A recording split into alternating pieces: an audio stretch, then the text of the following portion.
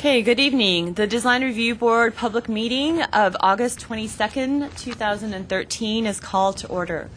Please refrain from talking amongst yourselves and please turn off or put on vibrate all cell phones at this time. If you need to talk, please leave the meeting room. Anyone who wishes to speak, including applicants, is asked to completely fill out one of the speaker cards provided at the table by the front door and submit it to staff. Anyone who wishes to be re-noticed about a project must completely fill out one of the postcards provided at the table by the front door and submit it to staff to receive notice of subsequent meetings. Current Design Review Board agendas are available by visiting our website at www.ci.glendale.ca.us. A handout describing the procedures of the meeting, possible board decisions, and Design Review Board appeals is available at the table by the front door. Please note that all appeals must be filed within 15 calendar days of the Design Review Board decision date. The chairperson may reorder agenda items at his discretion. In terms of a roll call, Board Member Herman is absent. Board Member Mardian? Here. Board Member Malikian? Here. Board Member Sarkissian? And Chairman Simonian. Present.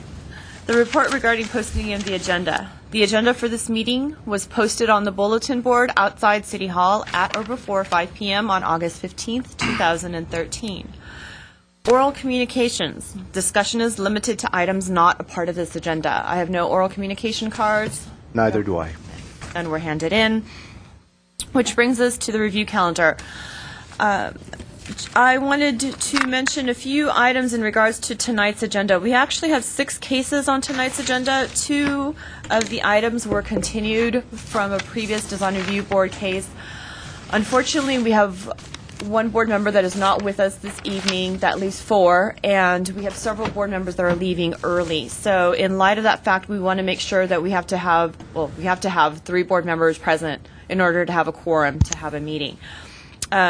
That being said, out of the 6 cases, there are actually 2 cases that are very straightforward. They deal with single-family home additions. Staff prepared detailed staff reports, which obviously you received and read through it. There was a request being made to actually address those 2 single-family homes at this point in time. Have the board consider it at your discretion quickly, and then move on to the regular agenda. And so what staff is suggesting is that we start with the Oak Circle property and then go on to the North Verdugo project, after which we'll proceed to Risa Drive and then to La Crescenta, which are 2 continued projects, and then move on to the last 2, which is the Victory and the Glendale properties. Correct. No, the one glitch there is the North Verdugo applicant isn't here yet, so we're making a call. Also, I will be recusing myself on that project, so you'll be 3 of you guys On the North Verdugo one. Right. on the North Verdugo. So then perhaps we start with the Oak Circle property, and if the applicant for the North Verdugo project shows up in time, then they'll get to go second. If not, we'll proceed to the 2226 Risa Drive project. Perfect. Thank you. Okay, thank you. So with that, we'll open this evening's Design Review Board hearing. Welcome. Our first case will be PDR 1316707A, which is 1337 Oak Circle Drive. Ms. Toledo is the case planner, so please introduce us to the project. Yes, thank you. Board members, this is a first-time submittal for final review. The applicant is proposing to add, by the way, the plans are on the far left-hand side. They are proposing to add 1,432 square feet to the rear of the house. They are proposing to remodel the house and make some modifications to the front facade. And staff is recommending approval. There were some suggested conditions, one of them being and that would be item number 3, to revise the proportions of the front entry arch and consider widening the front entry steps and introducing a brick planter next to the steps. That's item number 3 and number 4. They have proposed a modification to the design. I did pin it up for your review, and that does reflect staff's comments. And with that, I am concluding my presentation. If you have any questions, I'm available. The 8.5 by 11 black and white That is correct. elevation is what we're considering. Correct. That would reflect the modifications to address staff's concerns or comments, item number 3 and 4. And the applicant is here so he can address the modifications. Mr. Chair, I had a question, if you don't mind. Of course. You said the plan matches the elevation. I still don't see the plan matching the elevation in this projection.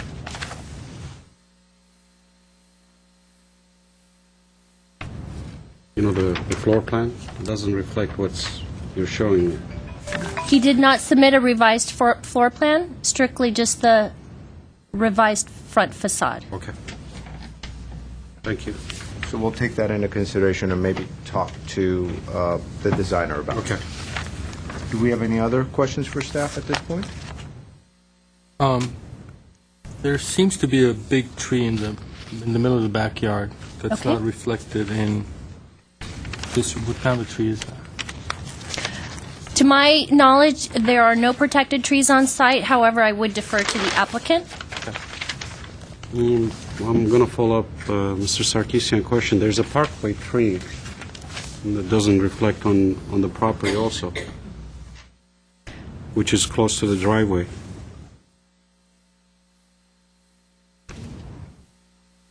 The applicant has not informed me about any modifications to the parkway, being that that's city property. I don't know if there's some sort of communication that they're proposing to remove the tree. I'm unaware It's of been that. removed.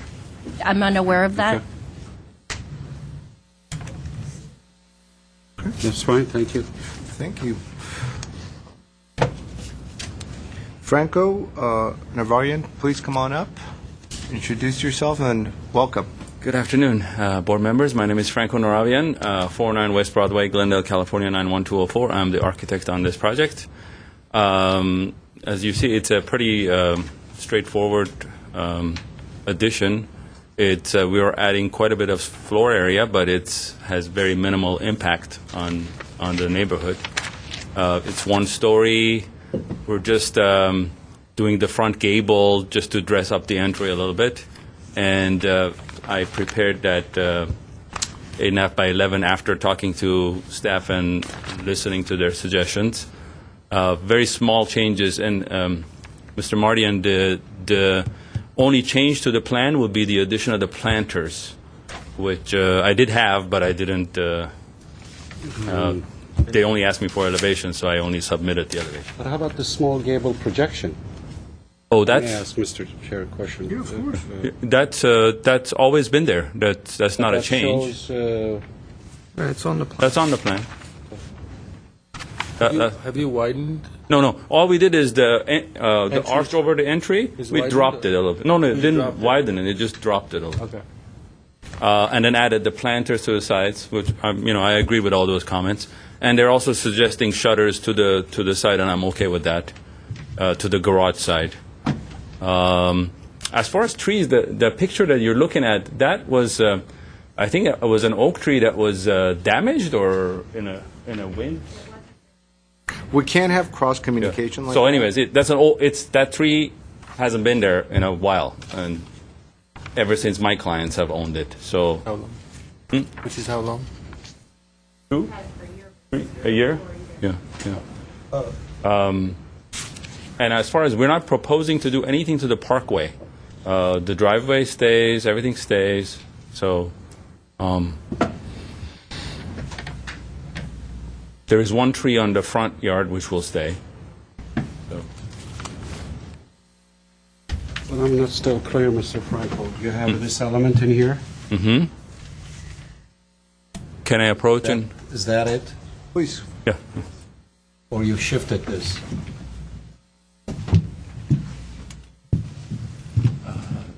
You see this projection in here? Yeah, that's that line. That, Well, proportionally, it looks... You guys okay. need it? I see it. that line? Yeah, That all right. one.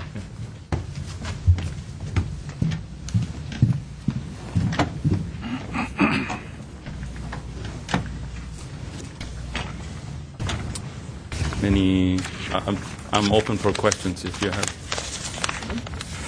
Do we have any more questions for the designer?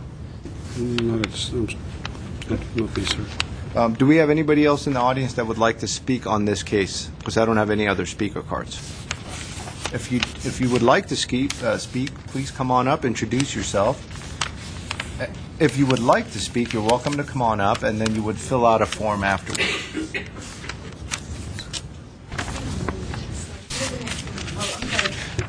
We have to, okay. Okay. You don't need to speak, but if you would like to speak, you could come on up. Sure. Thank you. So with that, I'll go ahead and close the public portion. Mr. Sarkisian, do you want to start us off? Sure.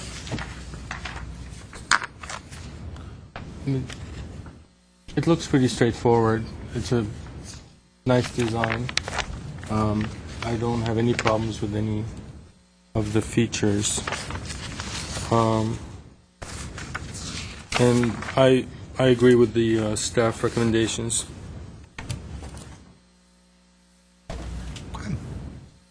Thank you. Mr. Mardian? So I concur with my colleague. I do like the design. I think it's well done. The only concerns I have, like Mr. Sarkisian had, is these trees that have disappeared, especially in the parkway. And one question I had to staff, this is a substantial amount of addition. Is this going to trigger the 50% issue? Combined roof and exterior walls, it would, but at this point, to my knowledge, it has not been, it's not an issue, but we will definitely look at it more carefully during the plan check process. Because at this point, my understanding is they're not touching the roof.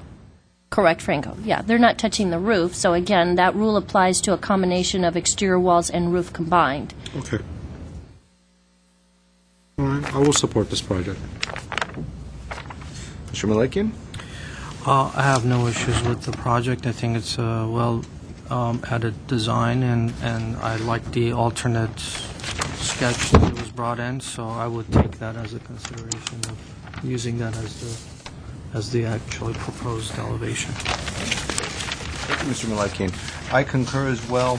It's well designed, and the 8.5 by 11 elevation that's been presented seems to have much better proportions, and so that is should be part of the case file, and that is what we'll go along with as far as the street facade is concerned. Yeah. If the board approves, we can keep all 5 staff conditions, which reflect the proportions, the planter, the shutter at the side, as well as the trash and the HVAC equipment. Any objections from that, or any thoughts on that from the board? The only thing I kind of thought that when he started talking, how about the walkway? As far as material of the walkway? Is there a walkway? Because there's kind of a slope there going up to it. It is a concrete walkway as presented on the drawings. It's quite a bit of, there's quite a bit of grade change. There's about 4 feet or so. Is the concern over the material or over the slope of it as far as introducing some No, the steps? material at this point, you know, Is the thought to put some interlocking pavers? Something of that sort? as long as it works with the driveway, because the driveway is concrete slab. Yeah, I need some, I mean, it's not that, I think it'll be better for the project if you have some sort of a treatment on the floor there. Would you like to include that as a consideration or as a condition? No, consideration is fine. And could you repeat that? Is that to consider interlocking pavers or another material? Yes, at Okay. the walkway. As a consideration. Sure. And all the other staff conditions apply. Right. Is that, I'm sorry, is that at the driveway as well, as they're not proposing to change the driveway?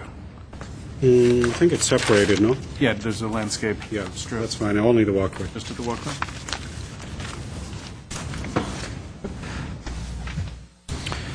I'll make a motion to approve the project with the considerations and comments made. I'll second that. And that was a second by Board Member Sarkisian. Board Member Malikian? Yes. Board Member Sarkisian? Yes. Board Member Mardian? Yes. Chairperson Simonian? Yes. Motion carries 4-0. Thank you. Our next case is PDR 1309014-A, 3400 North Verdugo Road, and I believe the applicant is here. Mr. Chair, I will recuse myself and I will step out and you guys can... Okay.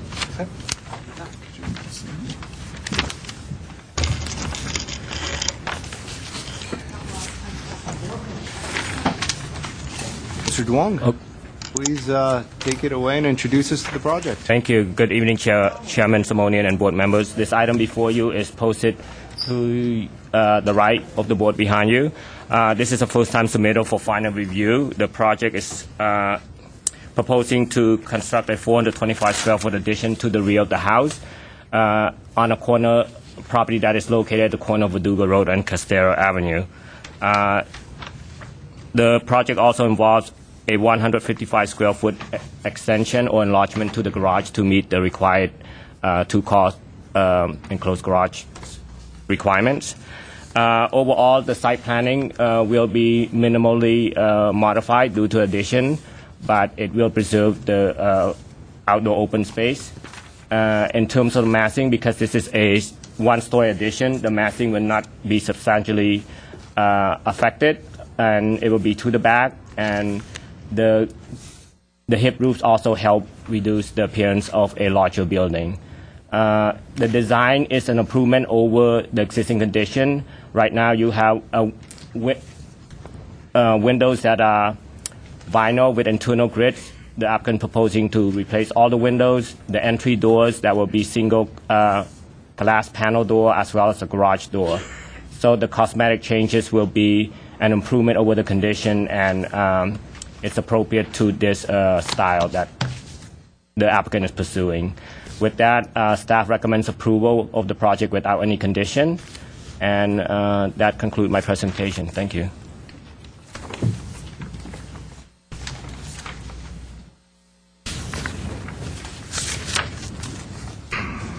Do we have any questions for staff on this project?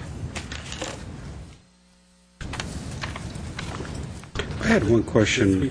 It's just an observation. I don't know how. When you post a property, when it's a corner, don't you supposed to put two signs? That is not a requirement by code, but depending on the situation, if it's a much larger lot or the site is has a unusual configuration, then we would recommend two signs to be posted on the property. But in this case, it's a fairly straightforward site and small lot. And what's the setback to the left of the garage? The detached garage, because it's a single-family zone, it's not required to be set back. But the applicant is showing 2.5? Yes, 2.5 feet.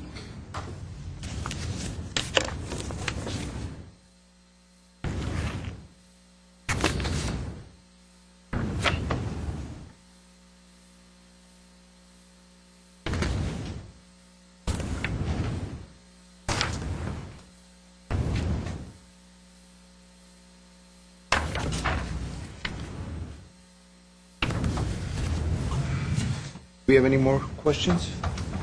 I'd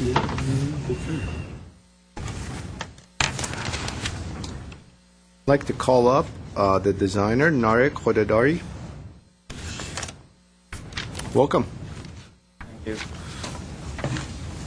Good afternoon, board. My name is Narek Khodadari. I'm the applicant/designer of this property. Simple addition, around 425 square feet. Family was looking for more space.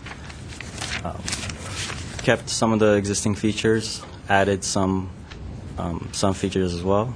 Of course, the two-car garage, the fiberglass windows, along with the planter on Verdugo side, and the wood slate fence on Verdugo side as well. And that's it. I'm here for questions or comments by the board or whoever else. A couple of questions. As far as the concrete pavers are concerned, that you've indicated to that front entry and the steps, Is that going to be poured in place concrete, or are you referring to actual pavers? The walking from the sidewalk, there will be pavers. Pavers, okay. Yes. And then obviously the step going up will be poured in place. Poured in place. And what sort of pavers do you have in mind? Just clean concrete finish look, possibly sealing it. So Like rectangular? rectangle. Yeah, I think I see. have about. Yeah. And as far as the window trim is concerned, are these going to, what sort of trim are you proposing, if any? We're not. No, it'll just be a new construction, nail-on windows. Nail-on windows. So stucco will come and finish at the trim. And are you redoing the stucco, or is it the existing stucco? Redoing it. Redoing it. And is it going to be smooth stucco or textured? Smooth stucco, I believe. That's how. Yeah.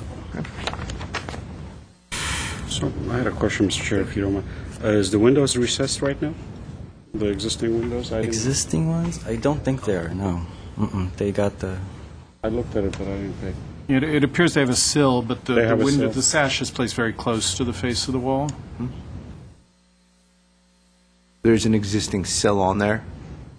Not on all the windows, no. Some of them. Some of them. I'm looking at actually, I'm sorry, there are security bars that... Yeah, there are Yes, security thank bars. you for bringing that up. There's actually some trim forming a wainscoting that looks like it has a sill-like detail, but it's more cladding than window sill. I'm assuming those grills are coming out. Yes, definitely. One question I had, staff said, Mr. Chair mentioned that you said the stucco was going to be all replaced, but on the plans it calls out to remain on that portion of the existing. Not all replaced, but possibly go over the existing one, so smoothing or patching it out.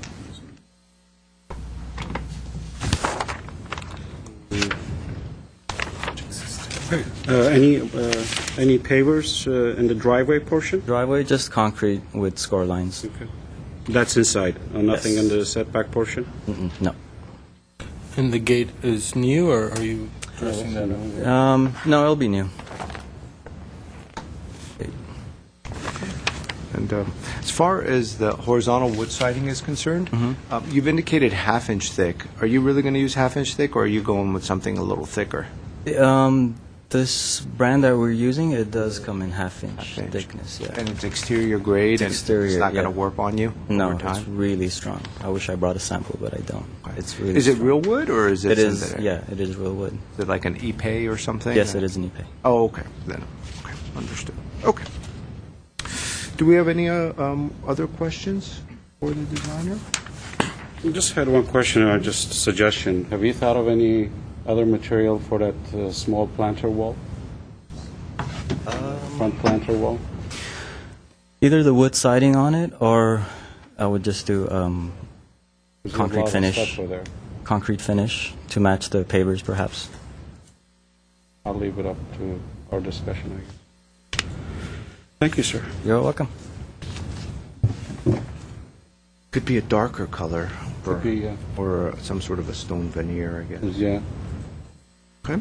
Well, Mr. Mardian, why don't you start us off then? I like the project. I support it. I think it's well designed. It's simple. The addition is modest. Massing scale is appropriate. The only suggestion I would do is introduce maybe some sort of a stone or, a different color for the planter wall. And I'm not sure on the landscape plan, but that elevation looks very open. Maybe another tree will help in that front setback, on the side setback there of Verdugo. A lot of, or maybe shrubbery or something to enhance it a little more. On which side? Actually, it's the Verdugo side. Verdugo's- Verdugo side. In the front setback area. In the front setback area. And those are all my comments. I do support the project, and I think it's well done, and when time comes, I'll be happy to make a motion. Mr. Sarkisian? I concur with the planter idea. My only thing, that wall that's bedroom number 3 on Verdugo, there's anything, maybe, is that what you meant by a tree in front of there? Or? That's somewhere around Yeah. there, yeah. Too flat, I think.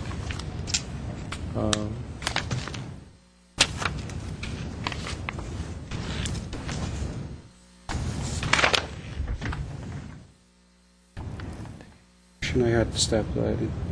There's a lot of on the call-outs for the exterior finish. He needs to correct them. They're numbered randomly and they don't match. We need to make sure those call-outs are right On the elevations? on the elevations. Yeah, they match the schedule. Any of which was really important that could cause confusion later? The stucco. Because he calls out, I think, the gutters or downspouts in fuel. We need to clarify that. One question I had, Mr. Chair, is the color sample here? There's a material Yeah. board. Is that the actual color, or that's the actual? It's much darker there. Can you come up? You want to please? reopen the Yes, hearing? we'll open it up just for this specific question. As far as the color, your color elevations are different hue of that tan color as opposed to the material board. Right. Which one governs? On the elevations. Elevations Yeah, are correct. for some reason the printout didn't come out right on the material board. Yeah, that's too peachy. Yeah, right. Yeah. Okay. Thank you. Thank you. Is that it, Mr. Sarkeesian? Yes. I concur as well. It's well-designed. It's a modest addition. It actually instills a lot of the contemporary design ideas that are current, so it's going to be, I think, a nice addition to that immediate area. I would agree that the planners could probably better served with something darker color or a different material. It's an opportunity to provide some more interest to that front facade. The concrete pavers are a good idea. I think if you go with a rectilinear design that you had talked about and maybe offset them, it would be interesting. The stucco, it would be nice if you're doing it all to have it uniform. And so I believe if you have some existing and some new, you could power wash the existing and then have them hand trowel over the existing and to get one uniform color throughout, especially when you're replacing the windows. You're going to end up having to put black paper and waterproof it anyway, so it'll be an added benefit for the project and also for the ownership. The tree, as was indicated by Mr. Mardian, do you want to make that a consideration or a condition as far as it being placed in that front setback? I think it should be a condition because that's very there, just plain. Okay. And I assume we're going to leave... I'll leave it up to them. They have quite a few good selection of trees, so I'll leave it up to, the applicant to determine which one. And as far as staff's conditions, I believe they were none, correct? Yes. Correct. Not have any.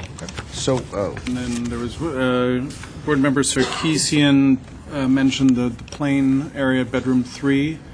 Would the tree over to that side satisfy that concern, or did you want to see different plantings in the planter to break up that empty facade?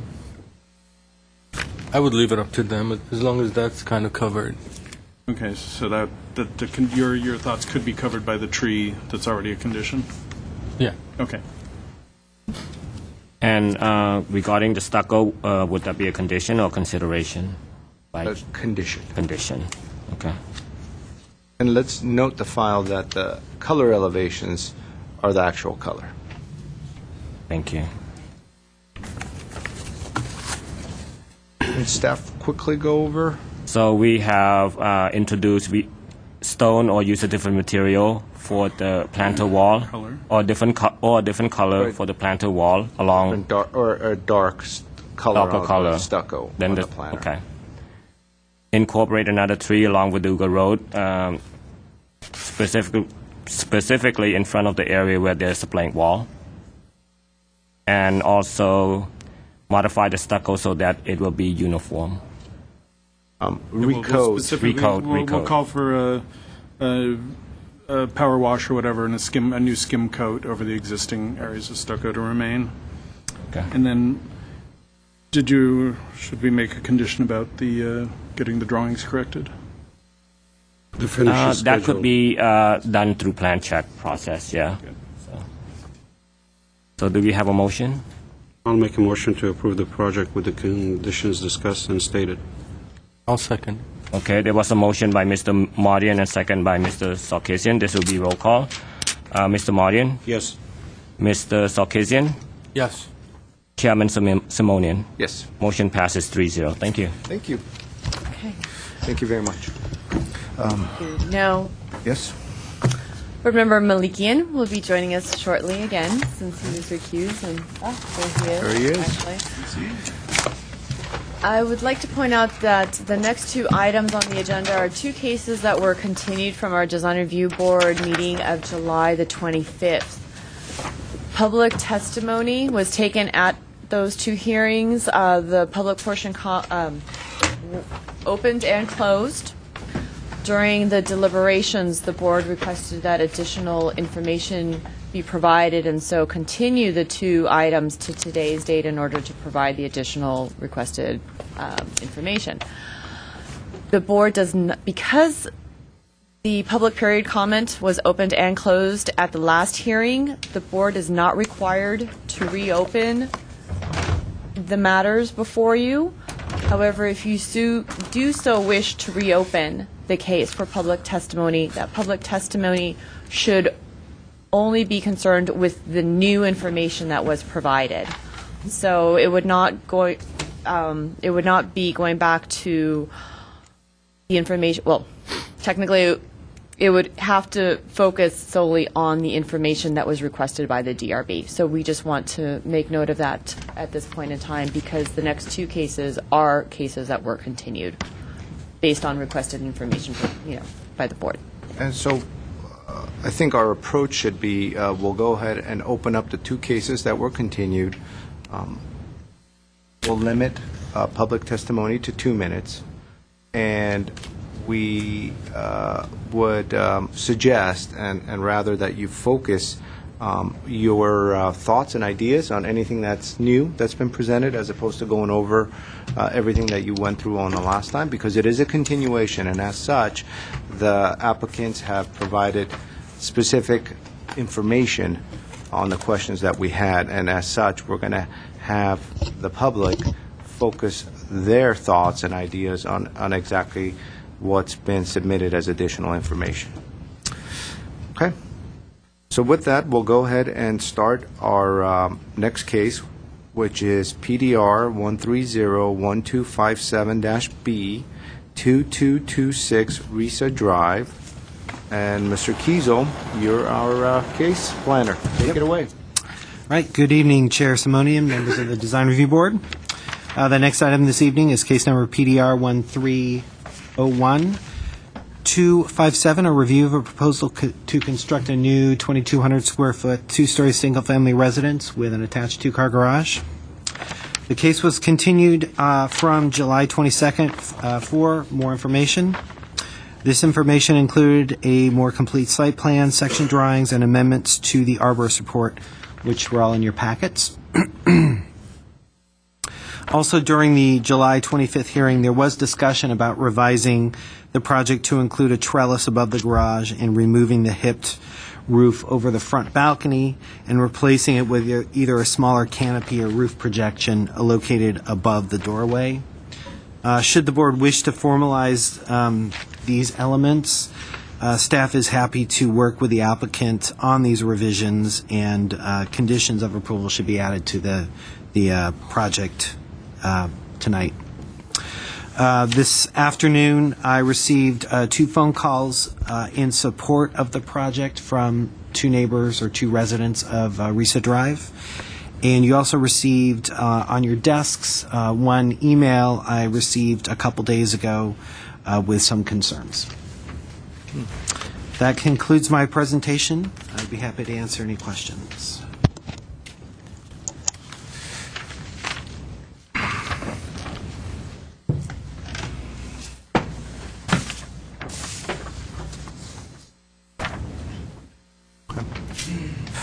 Do we have any other questions for staff? think we're all going to take a moment to review that letter.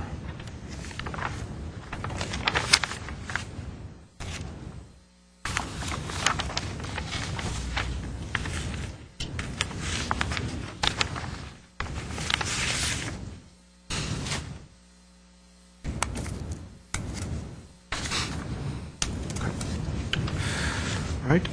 As such, we have two speaker cards. One is the architect, Jennifer McIsaac. Come on up, introduce yourself, and walk us through the new information that's been presented. And if you would directly point out our questions from before and how you address them with these new drawings. Good afternoon. The main thing that, Your name for the record, please. Jennifer McIsaac, I'm sorry. Thank you. In regards to the site plan, there was a request for more complete information regarding the heights, top of wall and bottom of wall for the site garden walls and retaining walls. In response to that, I went through and did label the top and bottom of each wall that is on the site. I reduced the size of the back patio to give some space between the patio and an oak tree, so there's room to grade down to what it needs to be for the retaining walls. I provided a section of the backyard retaining walls which show one wall that's 3 feet high, then there's a planter, and then there's another wall that's 3 feet high in the backyard. In the front yard, the garden walls are 18 inches high. There is a wall, that retains soil going up to the garage, which is 5 feet high. That's the maximum allowed. And then there is a step back and then another 18-inch garden wall in order to get up to the front porch of the house. There's also shrubbery and landscaping to buffer the transitions in the front yard between the walls. Provided a site section through the garage showing the slope of the, through the driveway, showing the slope of the driveway. In regards to the front elevation, I believe that the trellis design is a good design and one that will be appealing on the street frontage. There's precedent, there's use of planter boxes and landscaping in other houses on the street. With regard to the roof, I like the full roof covering the full roof deck. I also think it's a more gracious and energy efficient way to handle the elevation, as opposed to a smaller roof coming out just over the French doors and the windows that are beside them. I'm sorry, on that note, are you referring to the porch above the garage door? Yeah. Because I'm looking at the old and new, it seems as though the railings have changed. What else has changed between the old and new? Well, do you mean between the west elevation that is shown up there and then the one with the trellis on it? Is that what you're asking? Correct. Yeah. Yeah, the railings have changed. When I presented it on the 25th, I haven't changed anything on that elevation. So you were just referring to some porch being smaller? If I can jump in here. Yes. At the hearing, the board was presented with a drawing that showed the trellis, which the board hadn't seen before, and there was an expression that might be the preferred alternative. Okay. And during that board discussion, but it wasn't made as a condition, the board also indicated a preference for a smaller roof over the patio door, the balcony door above the garage, rather than the full hipped roof coming out. I see. Okay, thank you. Proceed, I'm sorry. That's all I have. I guess there was a letter concerning a fire road, and I just wanted to mention that there is a gated fire access road down the street from the residence, and our project's in no way affecting that road. And one of the questions that one of the neighbors has presented was if a geological soil report was done since the last hearing. A geological soil report was done before the last hearing. Okay. And that's been shared with staff, or to the best of your knowledge? Yes? Yes. Thank you. Thank you. Oh, we might have some more questions for you. Or maybe not. Do we have any more questions for? I had a question. Did you say you reduced the back portion for the oak tree? Did you I reduce? reduced the back patio. It used to come closer to the That's oak what I tree. was, the lines are, okay. So there was a reduction in square footage. Yeah, there was a reduction in size. Okay. Just a quick question. The width and the depth, both in both directions, correct? Or Not the depth, but the width. It used to extend in front of the sunroom, right. and now it does not anymore, in order to be farther away from the drip line of the oak tree. Because the contour over here, it's the 958 that you're showing, and then the 960 are different than what I see on the actual survey. So I'm just wondering, was the depth altered because the contours are different? Because over The here, depth- the depth of this, it actually came right about where the 960 is. The 960 and 958 actually cuts the retaining wall. And so on your Yeah. sketch, 960 is back here, and 958 is nowhere near the back retaining wall. I'm just wondering, is this also reduced, or I'm not sure if these are, they're different than what the survey is showing. Yeah, I extrapolated the survey lines off the survey, but I was very careful to make sure that we were able to grade down to what we needed to be. Based on the survey? Yeah.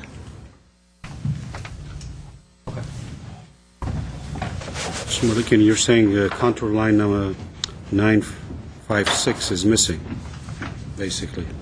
No, what I'm saying is, see where 960 is? This 960 is coming here. It's about a foot and a half away from the retaining wall, and it's going across, right? And then the 958, which is this one, it comes across and it hits the retaining wall. So it dives into the retaining wall, right? So but when you look at the actual site plan, 968 is about, I don't know, 958. about 6-7 feet away from the retaining wall, and 958 is about a couple of feet where 960 is on this retaining. So I'm just kind of, Yeah. I see what you're saying, yeah. so I just didn't know if that was different. Well, I mean, if you took a scale to that, both those site plans, it does look like the patio is narrower. Okay. But Mr. Malikian, I think with this kind of project, they're going to go through the grading permit. And No, I understand. No. I'm just, I just, because she mentioned that it's reduced, I wanted to know if it's reduced in both directions, so. Yeah, I thought a major concern was the location of that oak tree, so I really tried to make sure there was room to grade away from it. Okay. I had one more question pertaining to the oak tree that you just mentioned. You submitted this addendum. Has the staff, our department from the arborist, from the city arborist, has looked at this? You concur with this? It's a staff question, yes? Staff question? Yes, they have. They have? Okay. Thank you. Is that all? Thank you. Thank you. All right, thank you. I have a very quick question for staff. As far as those rear retaining walls are concerned around the rear porch, as Mr. Malikian has pointed out, the drawing is not accurate, in which case they're probably going to get longer. What are taller? What is code anyways? Can you go over that as far as the height of those retaining walls in the rear? Within 3 feet of, within 5 feet of property lines, no higher than 3 feet. Can step up to 5 feet after 5-foot setback. And then any place that the wall is hidden by the house, up to 15 feet. Thank you.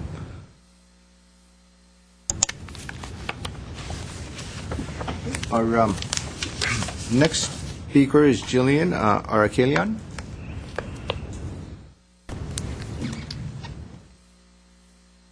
Again, just for the record, you have 2 minutes, and to address only those new items that were requested by the board for clarification. My name is Ghislaine Arakina. I already mentioned the question there because last time Mr. Kiesel was not around, so that you refer that for geological soil report we can get it. So I'm the neighbor, just want to know where we can get that. So the question is in regards to the soil report, about if that. she could speak to you afterwards and try to get a copy of it. Do you have the copies? Because it looks like there wasn't any before. Thank you so much. Thank you. Thank you. Is there anybody else in the audience that would like to speak on this case? Nope.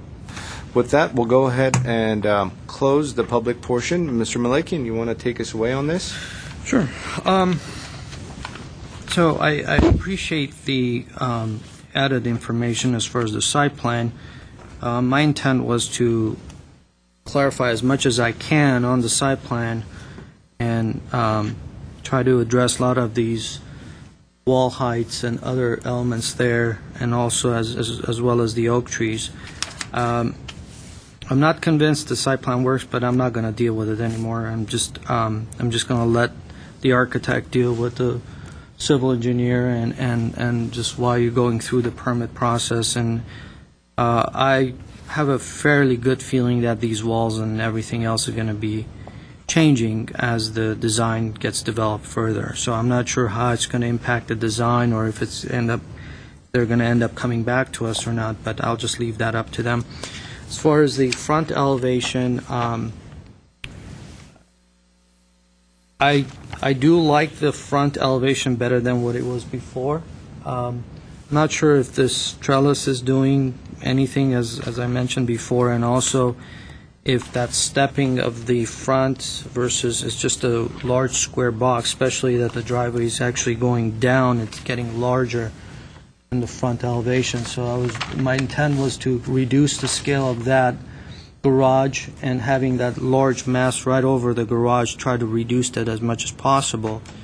But, I'll just leave it up to you guys and see what you guys think. Other than that, I'm fine, I suppose. Thank you. Mr. Sarkisian. I like the trellis much better, like we discussed last time. And I think I do prefer the trellis, the railing with the wood on either side.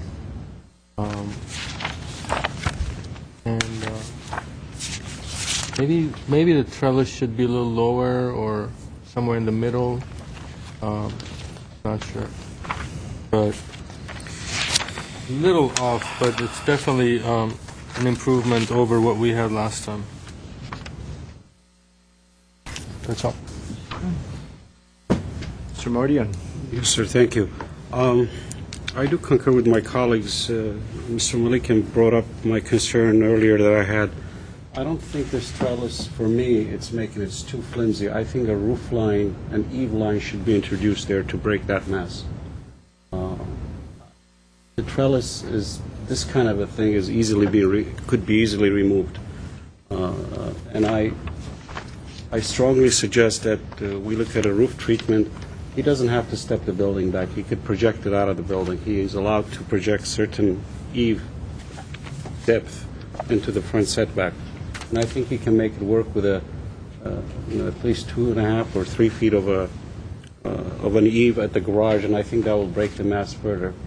And the columns on the porch should be maybe a little more substantial, or add a couple more to it, one on each side. Because the area, I'm not trying to mimic what the area is about with the ranch homes, but I think this is a little different modern interpretation. And in my past experience, these kind of porches require some sort of a lateral brace from each side. I don't know how that's going to affect that when it goes through the building and safety. I don't know if my colleagues follow what I'm trying to say. Yeah. And maybe it should be incorporated at this time. And I think with those, alterations, I'm okay to support the project. And I do agree with Mr. Malikian. We're not going to figure out the grade and the retaining walls at this point. He has to prepare a grading drainage plan regardless and go through that process. And those things will come up. And with that, I'm ready to make a decision on it with my suggestions if the board inclines to follow them. Thank you, Mr. Mardian. I have a little bit of a different approach on this project. It had come in front of the Design Review Board 1 some months ago, and we struggled with this applicant. We struggled quite a bit trying to illustrate the type of drawings that we see as far as new homes are concerned, as far as the type of details that we should be presented with, as far as conformity between the drawings, as far as clarity between the drawings. And then it was returned for redesign, and it came the second time, and this board, a totally different board, had similar issues as far as clarity and so forth. As Mr. Malikian pointed out, here we are a third time looking at this case, which is, I think, a big waste of time, because we've been trying to obtain information the whole time, but the applicant just doesn't want to give it. It's just been somewhat frustrating. And so we have public testimony in front of us saying, well, the contours of the survey was perhaps altered to give us an interpretation of a site plan that indicates contour lines, which is exactly what we asked for last time. What is it really going to look like? What are the grades? What's happening around that oak tree? We made many comments. We spent a lot of time on that front facade, and all that's been presented to us is this sketch, this color pencil drawing, and it doesn't really address some of the same thoughts and ideas that we had so much discussions about proportionality, about being true to the style, about being true to the materials, about having some sort of details as far as how the different materials come together. All that has been ignored. And so I can't support this project because we had issues with it every time, and what is presented in front of us is not going to be built. You're going to have a lot of issues during plan check.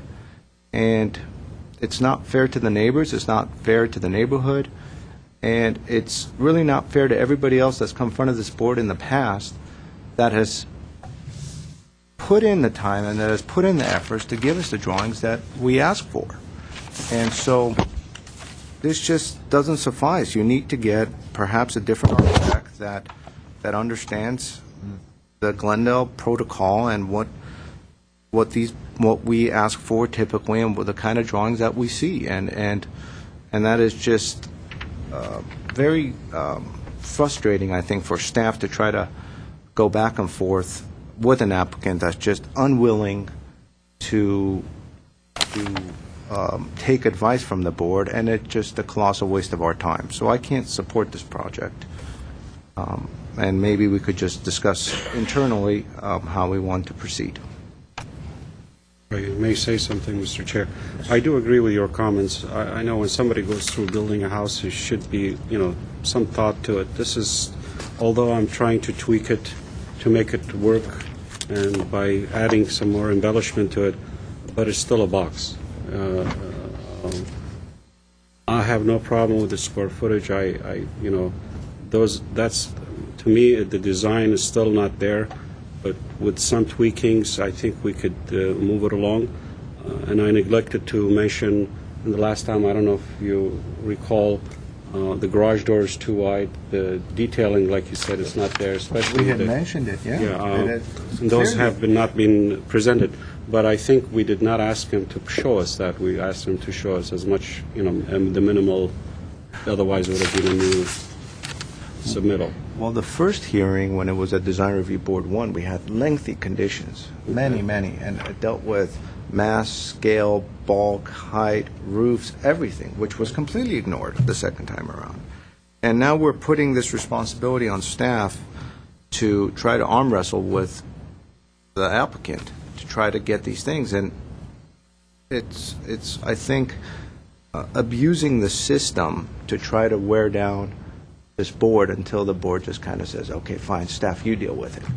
But this is just one person's, I guess, frustration, I guess, with this case. But we're a board, and that's what this is all about, a public forum for everyone to,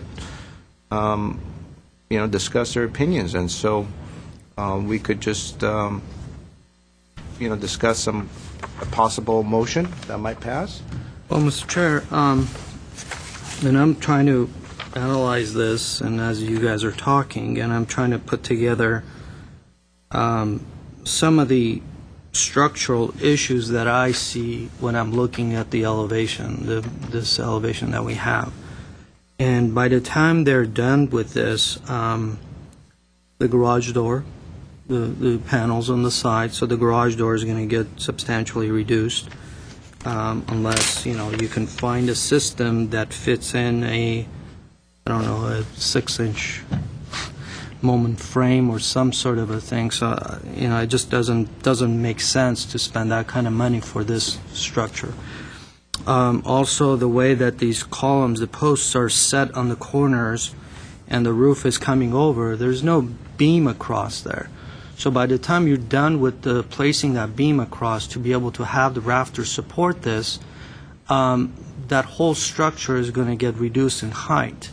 It's just the way it's drawn. It's not possible to build. You can't really have the roof rafters suspended in the air. You need to have something below them so that they're actually being supported. Unless, again, a steel frame system, some magical steel frame system, which doesn't make sense. Again, it's a conventional system.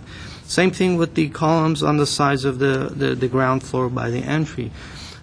These are all elements that are going to affect the overall design as well as the site plan. So if you start accumulating and putting all these little elements together, and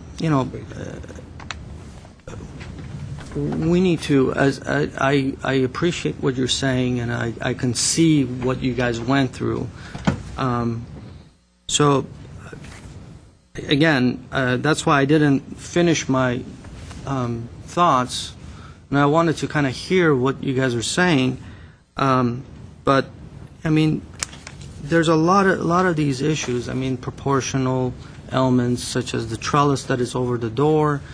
What is that? Is that what's the depth of that thing? It's not even shown on the plans. It's just one simple section that it's just a little attachment to the side that it's showing. The plans are not complete, so we've put people through hell and back with substantially more plans than this. But no, I agree with you. I think. What is this? I mean, right now it's just a little attachment there. But when you look at the elevation that is drawn, what are these legs? What do they look like? I mean, that's all we have to deal with, and that's all we're trying to understand this. You got these rafters coming down this way. I don't even have a roof plan. Yeah, there's a roof plan. Where is it? It's on the original plans. Oh, probably. Yeah. Here, look at it in the bottom. There's an original one there, but I don't know if that's the current one. Well, whatever. May not have got pinned up. But my point is that these rafters are coming down. Okay, so where are they going to sit on? So by the time we're done with this, you're going to have, this is a 21-foot span. 21-foot span beam, it's going to be this big. It's going to be an 18 to 24-inch glulam beam. Right. That is going one end to the other, and that those rafters are going to be sitting on that. Same thing with this. What is this? I mean, how's this going to be sitting on? So these things are going to affect the overall design once they're done with the engineering. So I'm not really sure what we want to, is it the overall intent? I mean, if this is a schematic review, but it's not. It's a final review. So, again, retaining walls, I mean, does the city of Glendale allow interlocking, something like this as a And retaining if wall? they get longer and taller, which we know they're going to get because the drawing is not accurate, how is that going to affect that use of that material as opposed to a poured-in-place or a block? And she did mention that grading has been altered, so I'm not sure which has been altered. The actual grading, or to make it look right, or, so, you know, I mean, just a simple site plan issues, like, okay, what's the depth of this? You have 10 feet, so how far back does this come? What are we looking at here? Is this that 5-foot line that you're going to have a 5-foot retaining wall? I mean, if this is a 6-inch wall, why do you need the retaining wall? Why is that? It's an overall lack of information, which is what we were struggling with in Board 1. Right. And then we struggled as this new board, and then here we are again, and so... When you're looking at the overall elevation, you know, you would want to see one street elevation. You would want to see these little retaining walls. What are these for? You know, you're looking at this. This is like a 6-inch little retaining wall. What is that for? What is that gaining? Are they regrading this area? It doesn't seem that way. Why do you need that 6-inch or the 4-foot retaining wall here? But when you look at the overall grade from here to here, you have a nicely sloped hillside there. So why do you need all these retaining walls? Or you do, but not convinced why. Well, So we I have would- a lot of cases, right? Yeah, This evening. so I'll go ahead and return for redesign with additional information, clarifying and Second time this has been heard. but it's a continuation. Correct, but this is, This is the first time continuing. It's not it's coming from Board 1. This is Board 2. It's the first time. Technically, it's the first. no, it was heard in April, returned for redesign, and then heard the 25th of July, continued. So if I'm not mistaken, you can approve it with conditions, deny it, or continue it again. They can. Under certain circumstances, the code allows them to go ahead and return for redesign Okay. an additional time.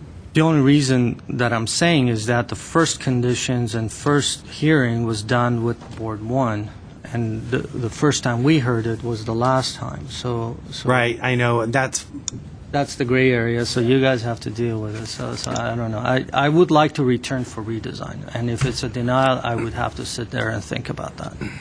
You may return. It's not a denial project, but yet it's a return for redesign project. That's what I'm trying to say. Can we continue it again or no? No, I don't want to Yeah, continue. but because the last hearing was continued for further information, you've received that information, whether you find it adequate or not. Obviously, the owner and architect have heard Right. that you will be expecting much more information at the last hearing that we'll be having on this case. If it is returned for a redesign, I really urge the applicant to get some help. Let's put it this way. Yeah. If it comes back, and if it comes back at this level of drawings, I would suggest to my colleagues that we don't even open and we just simply just deny it. Which is where I am today. Okay. Very good, so then it At is, least we'll give them one more chance. At least this board is giving another chance for them to kind of go back, make sure the drawings are all. which is what we did last Yeah. time, but I'm willing to go along with Yeah, one more. I think we can do that one more time. Okay. Okay, and then, since this may be the last hearing, does the board want to give any further design guidance? It's on the record. Okay. It's just hours of speeches on this thing. I've got it.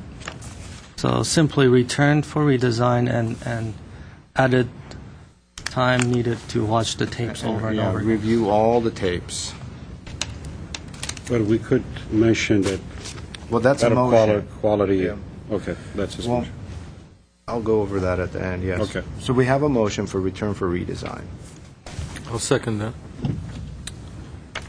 And on that note, as Mr. Mardian, I already indicated, I really urge the applicant to get some help.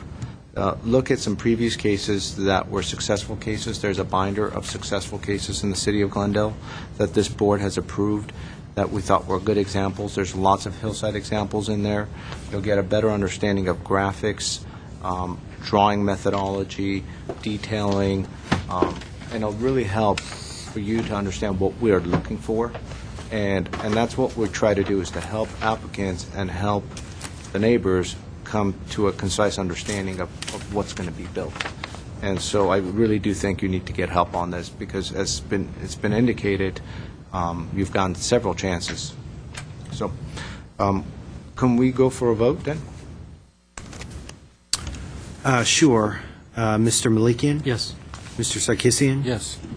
Mr. Mardian? Yes. And Mr. Simonian? Yes. Okay, return for e-sign 4-0.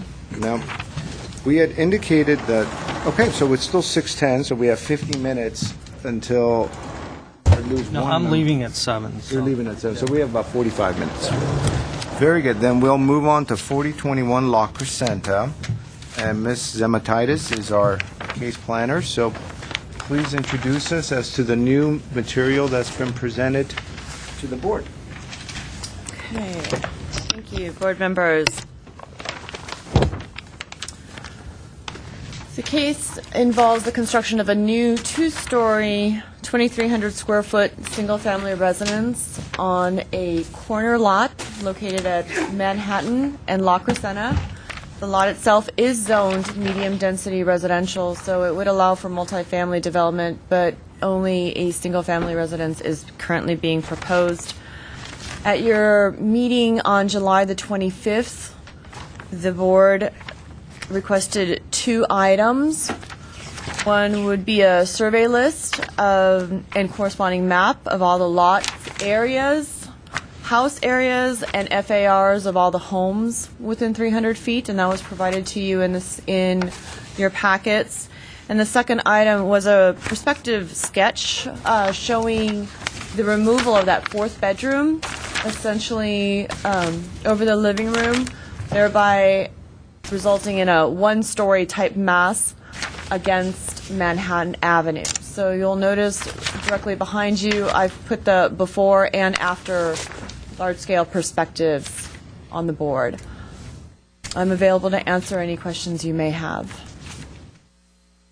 Julia, this was not included in our packet, right? No, no, This no. was just, Only had like 7 copies of the old elevation. That's exactly, and that's what as indicated, that was the result of. thank you. So you got the other 7. You got the 7, I got all the, I got this. I think I got one of those. no, this is an old, this is the old one. This is the old, I got one of Yeah, those. I got the- 7 I don't copies have of that the one. old one. Oh, I don't have the new one either.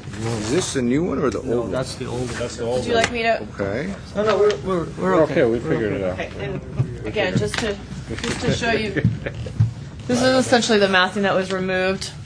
You'll notice here in the floor plans, you have first floor plan, second floor plan, first floor plan, second floor plan. The bedrooms have been removed, the closets remain, and that is what is projecting out above. Mr. And Chair, everything else. it was a continuation, so. Yeah, correct. So I don't know. I mean, we did get some emails again, and I don't know if there are people cards, but. There's 2 speaker cards. We have a neighbor. There seems to be 2 neighbors. Okay. And go ahead, you were saying something. And I was going to suggest if they're going to bring something new, because we've heard all the neighbors, but then if they do have something new to add, we just bring them on, and if not, then we can add. Okay. Do we have any other questions for staff at this point? No, I would mention that an email was received and it's been distributed to the board. It was sent by Ms. Patricia Marsh on behalf of a Mr. Roger Lucen, who submitted a handwritten document in opposition to the 2-story structure. Thank you. Mr. Hales, the applicant owner, I do not have a speaker card from you. And so, please, come on up, introduce yourself. Sorry about that. Limit your discussion, of course, to what's been presented, and then you'll have an opportunity at the end to address some of the concerns as well from the surrounding neighbors. Okay, great. My name is Mr. Kendall Hales, for the record. I'm the owner and developer of the property. If I could have Mrs. Zematitis hand these out to you. These are additional information that might help you with a better perspective as to, there's 3 pages per dot, like every tab is a new, so that I've got 3 exhibits there for the board to take a look at. I appreciate the positive comments from the board members and neighbors of the design and style of the home.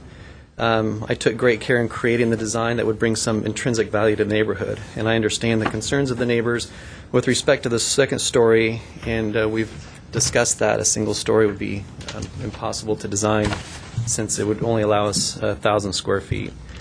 I have provided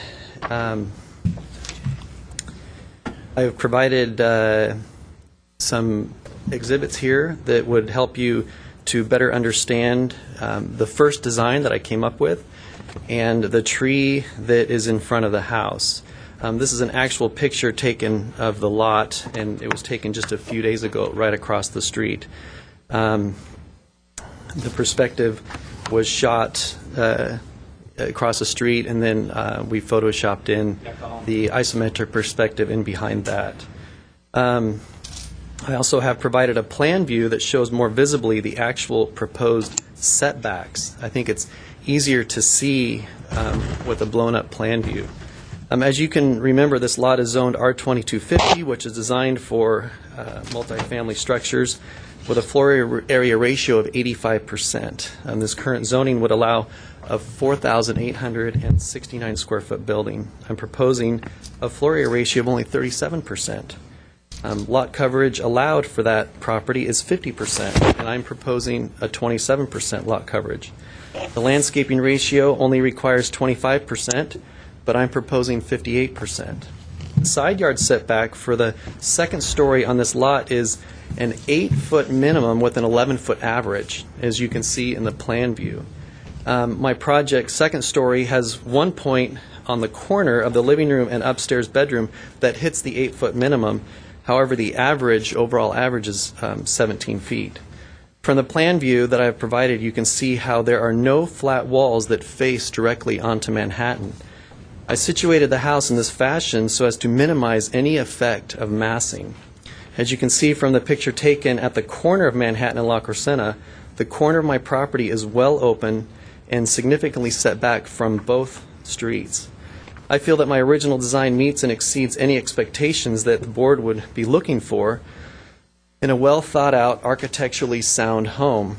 I have taken into consideration that this is a highly visible corner and been sensitive to the neighbors with respect to the design. I have, at your request, provided a plan of what the structure would look like with the second-story front bedroom removed. I feel that this does very little to reduce the so-called massing, as the pine tree does a good job of providing some screening. By the way, the pine tree was just trimmed a few months ago and will fill in more with time. However, if I'm forced to remove that bedroom so that I can continue with the project, I guess I would have to do that as there's really no other option. I would really prefer to leave the original design as is. And finally, I was thinking of this later, if I'm able to leave the design as it would, as I designed it originally, maybe it would be a good idea to add a street tree or two in that area, and I could discuss that with staff as to the type that would be suitable, that could grow, and add some extra screening for that area. And that is my report. Thank you very much. Any questions for the applicant? Thank you. Ruth Henslow, welcome. Good evening, Mr. Chairman, members of the board, and staff. My name is Ruth Enslow, and I live at 2812 Manhattan. I'm across the street.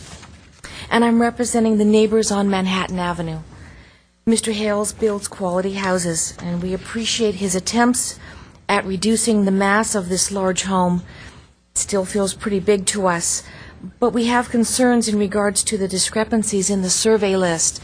You asked us to attention us just the new information.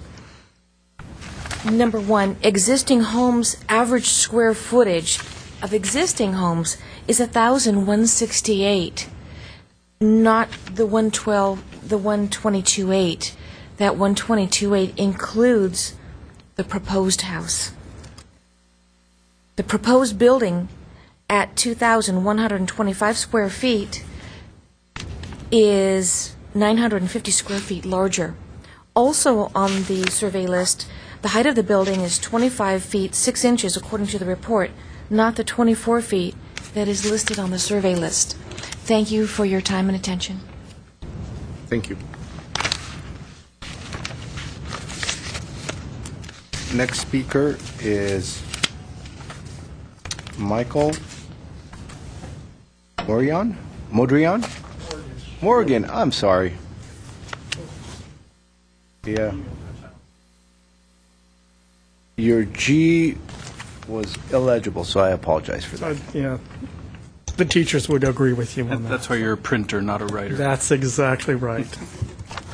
Mr. Chairman, Commissioners and staff, my name is Michael Morgan. I'm a resident of Glendale. I would like to speak about the survey list, the table requested from the July 25th DRB meeting. The list appears to have some inaccuracies which seem to skew the averages and as a result do not represent the area around 4021 La Crescenta. But they do show why the house as proposed is not compatible to the neighborhood. The property listed as number 11 on the vicinity map is not a multifamily, but in reality 6 single-family residences, all single-story, approximately 500 square feet in size. Please see the pictures that I've just given to you. The survey lists 15 single-family residences with a combined total of 17,519 square feet. Divided by those 15 residents makes an average, as you just heard, of 1,168 square feet per household, not the 1,228 as listed. If we add the 6 single-family ones at number 11 across the street with a combined total of 3,078 feet, then divided by the now 21 single-family residences, our average drops to 981 square feet per residence. Any way you work it, the new proposed single-family residence at 4021 is either 82% larger than the surrounding 15 homes listed as single-family residence, or adding the 6 additional single-family homes makes the new house 125% larger than the neighboring homes. I would give the FAR, but it goes the same way, that it's either going to be 68% larger than the single-family homes, or if you add in the other additional homes, it'll be almost double in the FAR. The report says that the 2-story massing provides an appropriate transition of the single-family homes to the west along Manhattan and the multifamily structures along La Crescenta. One only has to look at the street along La Crescenta Avenue to realize this is false. Except for 2 small multifamily buildings, all the properties on La Crescenta are single-family, single-story residences, and that's it. Mr. Morgan, I have a question for you. Yeah. In regards to your methodology of computing the average, it seems as though one of the properties in the area has how many single-family homes that you were referring to? There are 6 across the street. 6. And so if that's I just took what that was in the I list. understand. So if you take that as one property which consists of 6 detached homes, let's say, then of course the average, the denominator increases by 6. However, it's one property. Correct. And so my question is it 1 APN or is it 6 APNs? It would be 6. Is it Property. No, it's One parcel. It's one parcel, but there are 6. one tax? Right, and the square footage was 3,000, And so 3,078, and there are 6 single-family homes on I it. understand. So it's a 6 unit, Right.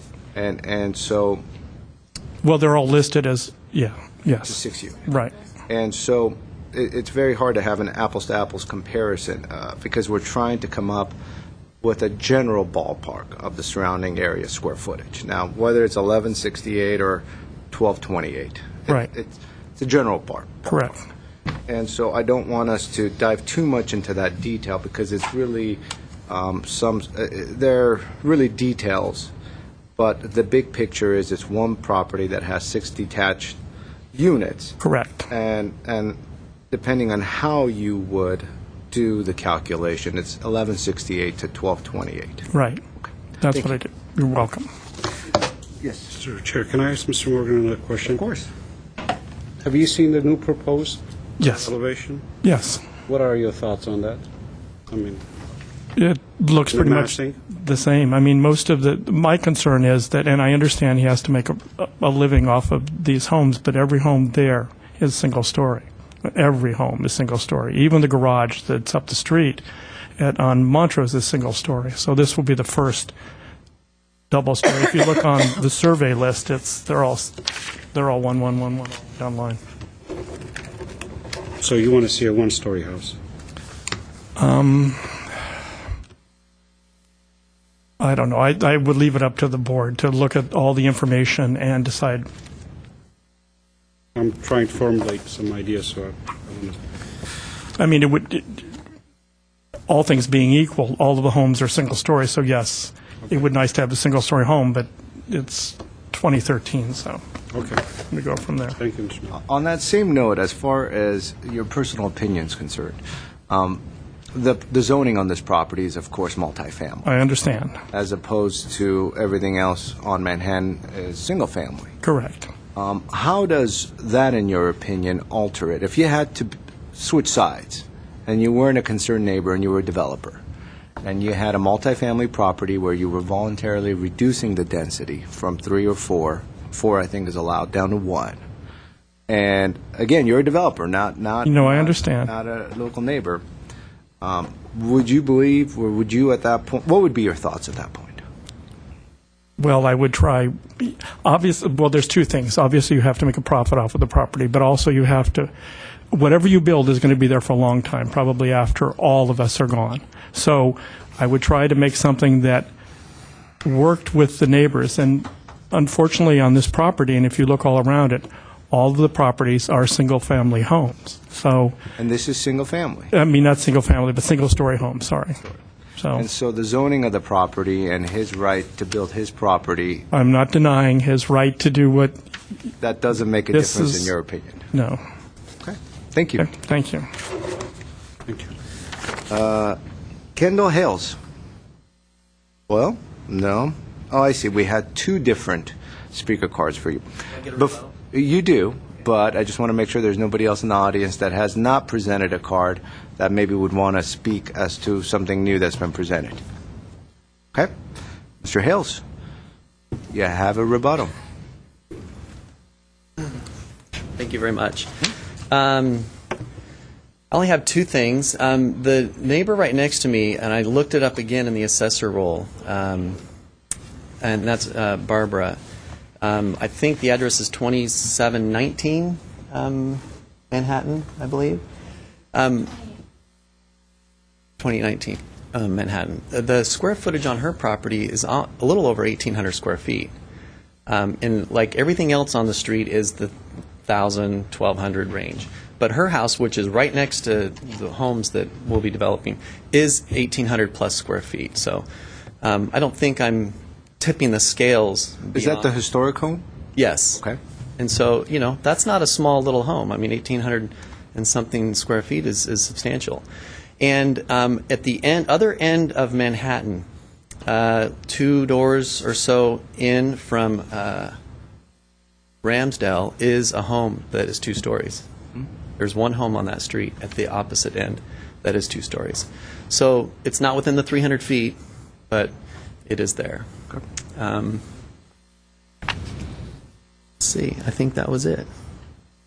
Do you have any questions for me? You've mentioned this before. If you were to go with a 1-story, what would be the square footage about? With the required setbacks, the minimums and averages, you're down to under 1,000 square feet. And if you were,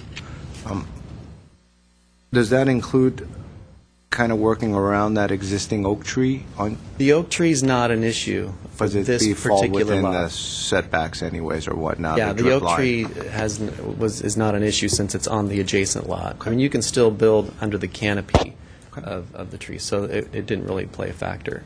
Okay. Thank you. Okay. Mr. Sarkeesian, you want to start us off? Sure. I personally like the revised version better. I think it looks better. But seeing it in perspective with the tree and seeing the fact that neighbors may not think that it's much of an improvement, I'm okay going with the initial one. But just purely from design perspective, I prefer the new version. So you're recommending the first option, which is the two-story. I just think that, I mean, the fact that it's hidden behind the tree, like we saw here, and the fact that it really hasn't changed the minds of the neighbors. I understand. Mr. Mardian? Thank you, Mr. Chair. No, actually, I was the originator of this reduction. I do feel the building in the corner with the two-story condition there is too intrusive. I like the new version better. I think it breaks the mass much further, and it's a transition to that street. One thing I must say to the neighbors, I mean, somewhere along the way, somewhere, this property is going to be developed. Now, the question whether are we going to say no to two-story? Does this board have the power to say no to two-story where he's within all his rights? And he has reduced the house 2,100 square feet. I think that's a sizable reduction. And I do feel that the mass has broken down. Mr. Sarkeesian alludes that the tree is blocking it. Not necessarily, because this is in a corner. You have to see it in a three-dimensional way, and I think the mass is broken. The only criticism I have as far as design is to introduce some sort of a window in that new projection on the second floor. I think it's too blank. I'm inclined to support the new version, but I would like to hear what my other colleagues have to say.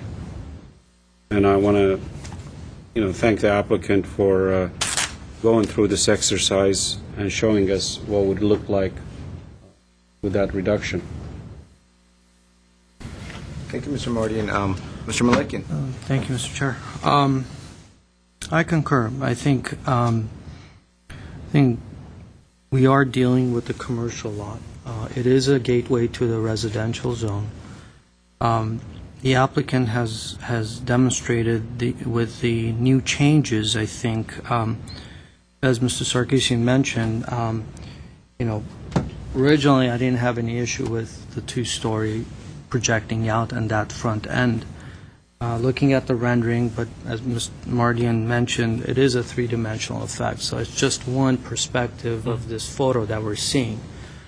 So by pushing the second floor back and eliminating that the second story right up against the property as you're driving in, it brings that one-story mass forward. So it feels, to me, it feels much more residential scale than it was originally what I was looking at, now that I'm comparing them. So I commend Mr. Mardian suggesting this, because I think it was a good point. And also I commend the applicant coming back to us with something like this. So it is allowed. He's not asking for any kind of a variance. It is, a gateway to the residential, and almost all the homes there are one story. And what this is doing is basically creating the transition between the two-story along La Crescenta Boulevard, but you have the giant multifamily further up. And it does give a very nice, I mean, if I have to choose any other structure that it's along there, I think this would be the most outstanding one within the close vicinity of Crescenta. So it would be a nice gateway, in my opinion. So I am supportive of the second option. Thank you, Mr. Malikian.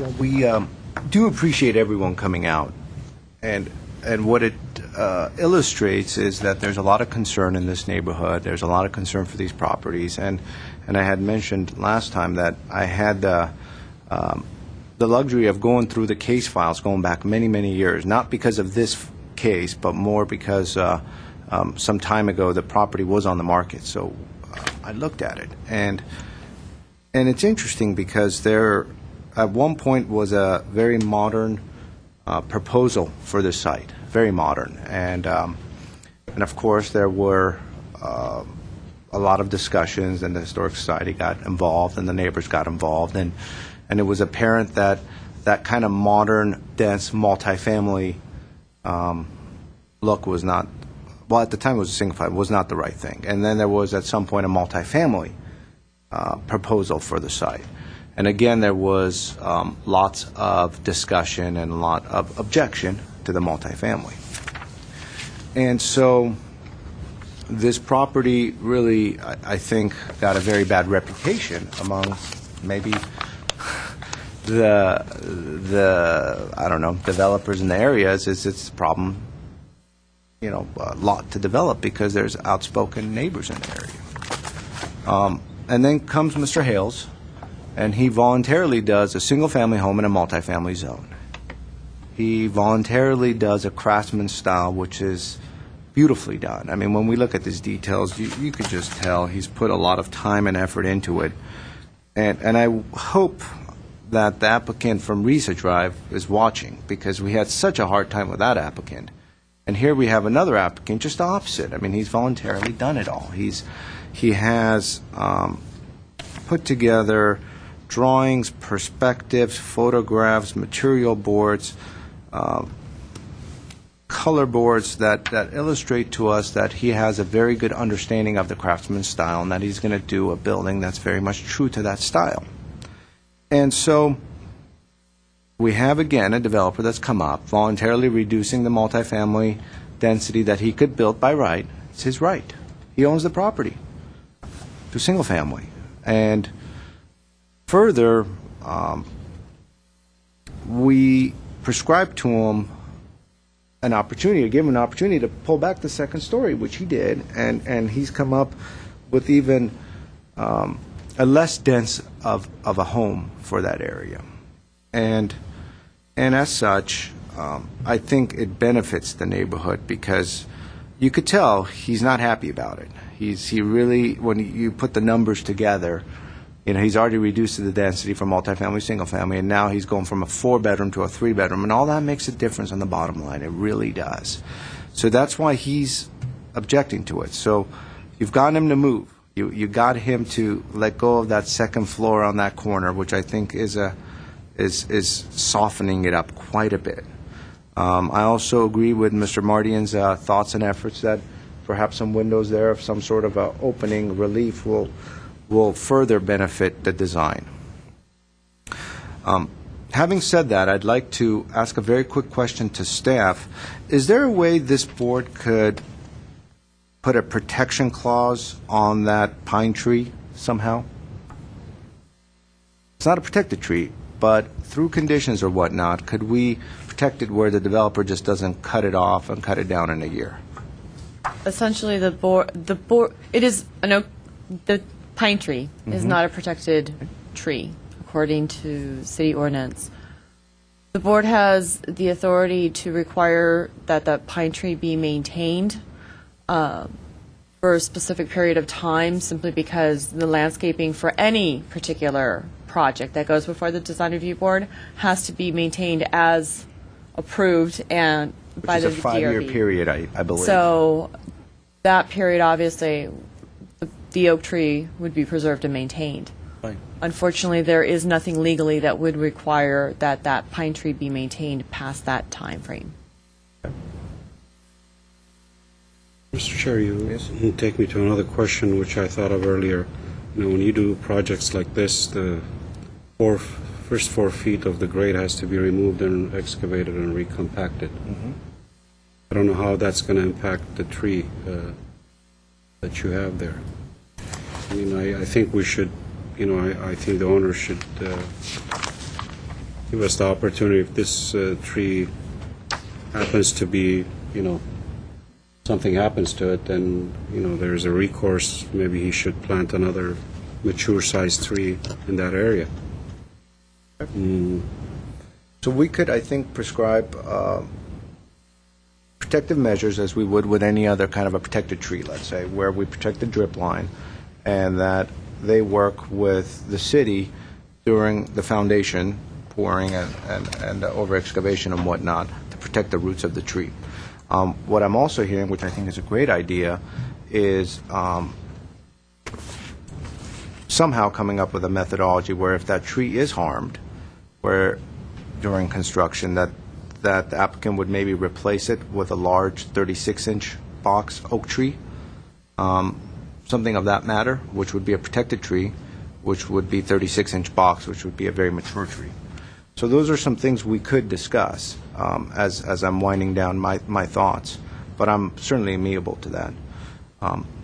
But going back to what I was stating, I think it's once in a while we get these cases where you could just tell the applicant and the developer is really trying, and I sense that he's genuinely trying to do and to appease the group, and I hope the group appreciates that or sees it, and it's a difficult scenario. It really is. That said, I'm in support of the project. I think it's well designed, well thought of. It'll be a good addition to that neighborhood. I do support the removal of that second story at that corner. I do think it's a good idea for us to protect the pine tree during construction.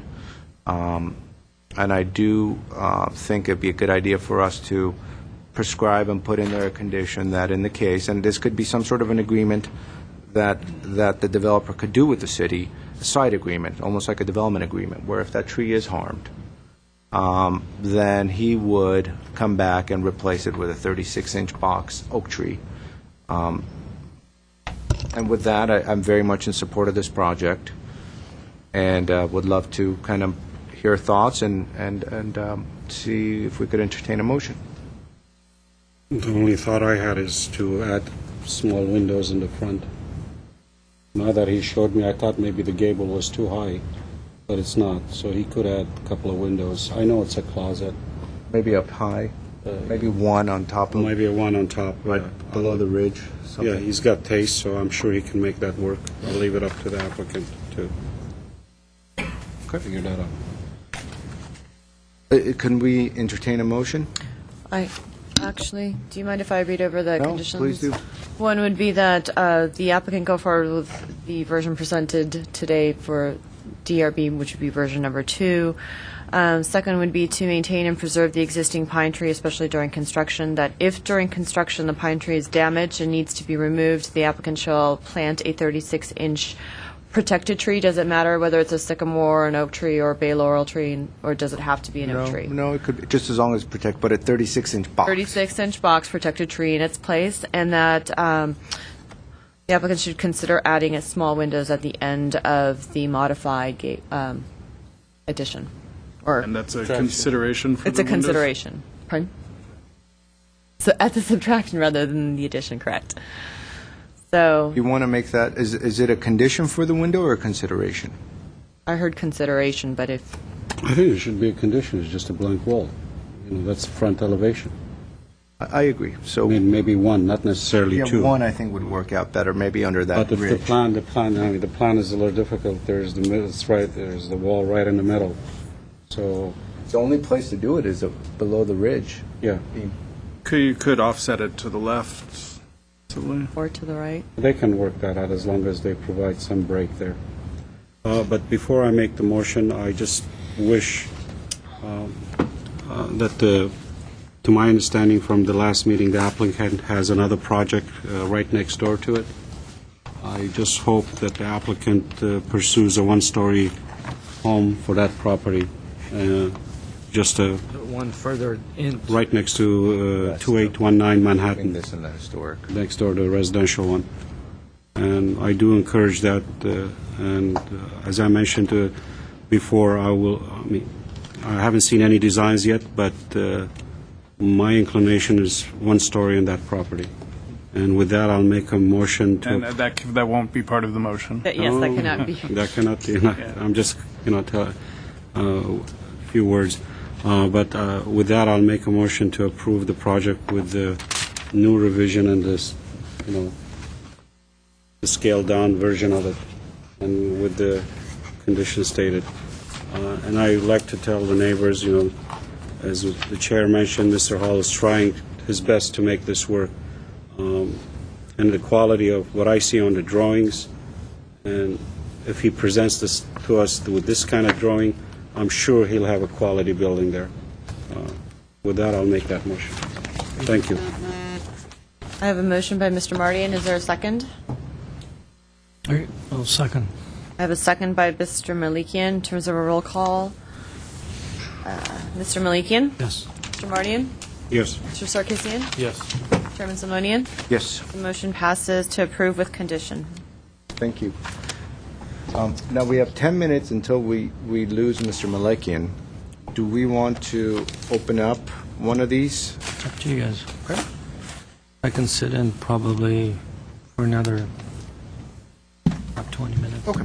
Why don't we open it up, and that way, if it's continued or anything like that, you would have heard the discussion. Our next case is PDR 130-3101, 1755 Victory Boulevard. Mr. Kiesel, take it away. All right, good evening again, Chair Simonian, members of the board. The next item this evening is case number PDR 1303101.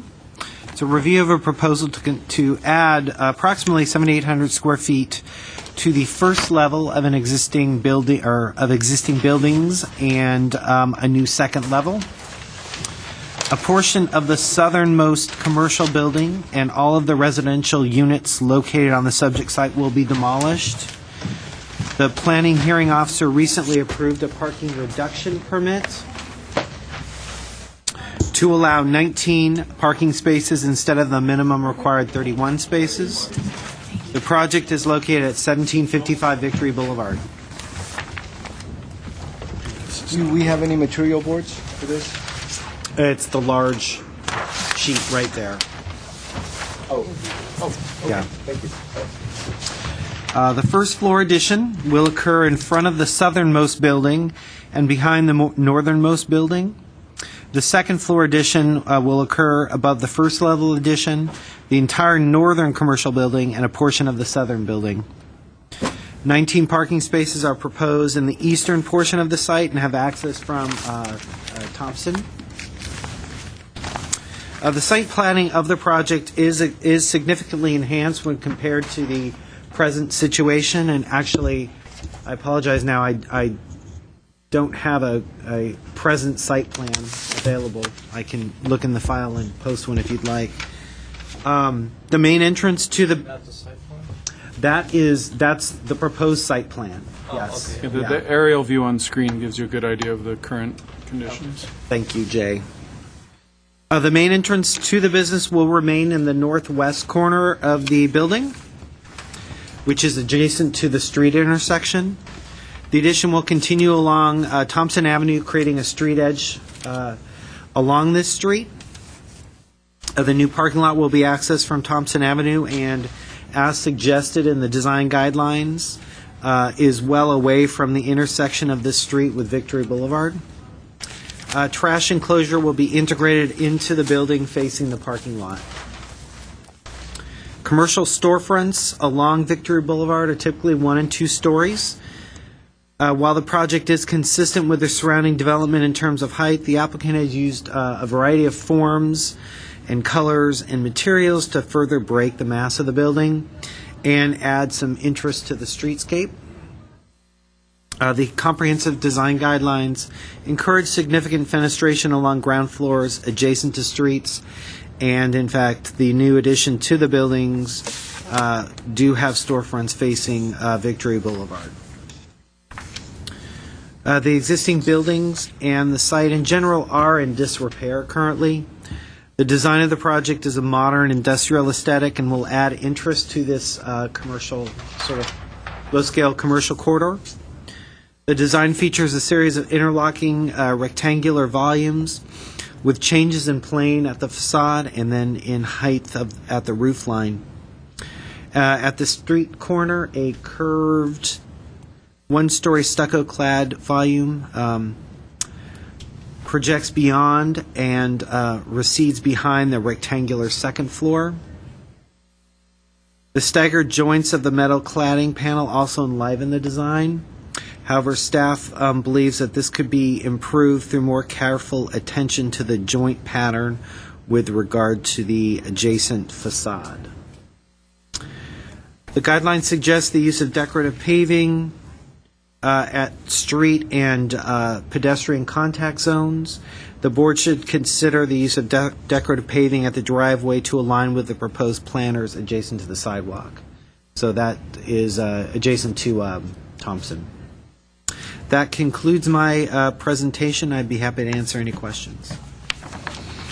You mentioned that the metal panel, stagging of the metal panel should be more carefully considered against the facade? What It's against what facade? the issue we found there, they're using kind of a fairly closely staggered pattern, and as you turn corners of the building, that pattern doesn't turn the corner.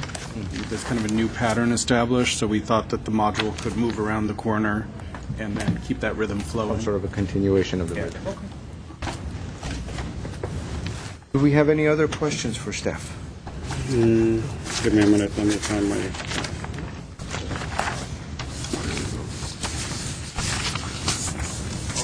I'll take my questions for later. Oh, I had my list. Okay. Let's go ahead. Mr. Meridian, if you have any other questions, we could then ask Yes, at please. that point. Thank you. Mr. Khan. Welcome. Thank you. Good evening, Chairman, board members, and city staff. My name is Rodney Kahn. My offices are located on Brand Boulevard here in the beautiful city of Glendale. To add to Mr. Kiesel, our property is a corner lot. It's about 14,000 square feet. If you've had a chance to go out there to look at the conditions of the existing buildings, to put it politely, they are badly in need of upgrading, both the commercial buildings and the residential buildings. We are looking to remove some of the existing buildings, and we're looking to expand on the existing commercial building. The business that is currently there, business owner is also the property owner. So he's had the property for the past 3 years, conducting his business, and would like to expand and invest into this area of the city, which we think badly needs investment. We are looking to not just expand the building, which our architect will talk about, but what we've also done is expanded the parking. Currently, there's only about 4 on-site parking spaces that exist for this commercial business. They're located on Victory, and they back out into what's somewhat of a dangerous or hazardous condition. That will be improved and resolved. So instead of 4 parking spaces, we'll have actually 19 parking spaces on site. The other improvements we're doing relate to landscaping. Right now, there's not a lot of landscaping out on the site. It's quite barren. So we'll be introducing landscaping where we can around the edge of the building, but also obviously into the parking area. Real quickly, we did a little bit of outreach. As staff mentioned, we did have a parking reduction permit that was granted. We did some outreach to both the commercial businesses in the area along with the residential as well. And what I'd like to do is give you a letter or two that shows that they support what we're actually proposing. Thank you.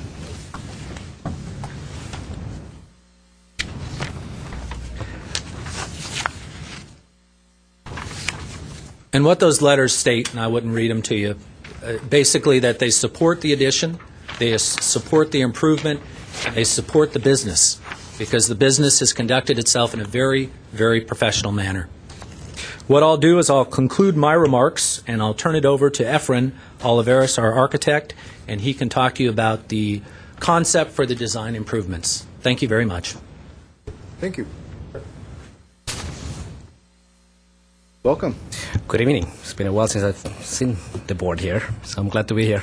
Can I come up and just, you obviously have seen the building. Most people, we know you, but just for the record. I'm sorry, Efren Olivares, architect for the Yes. project.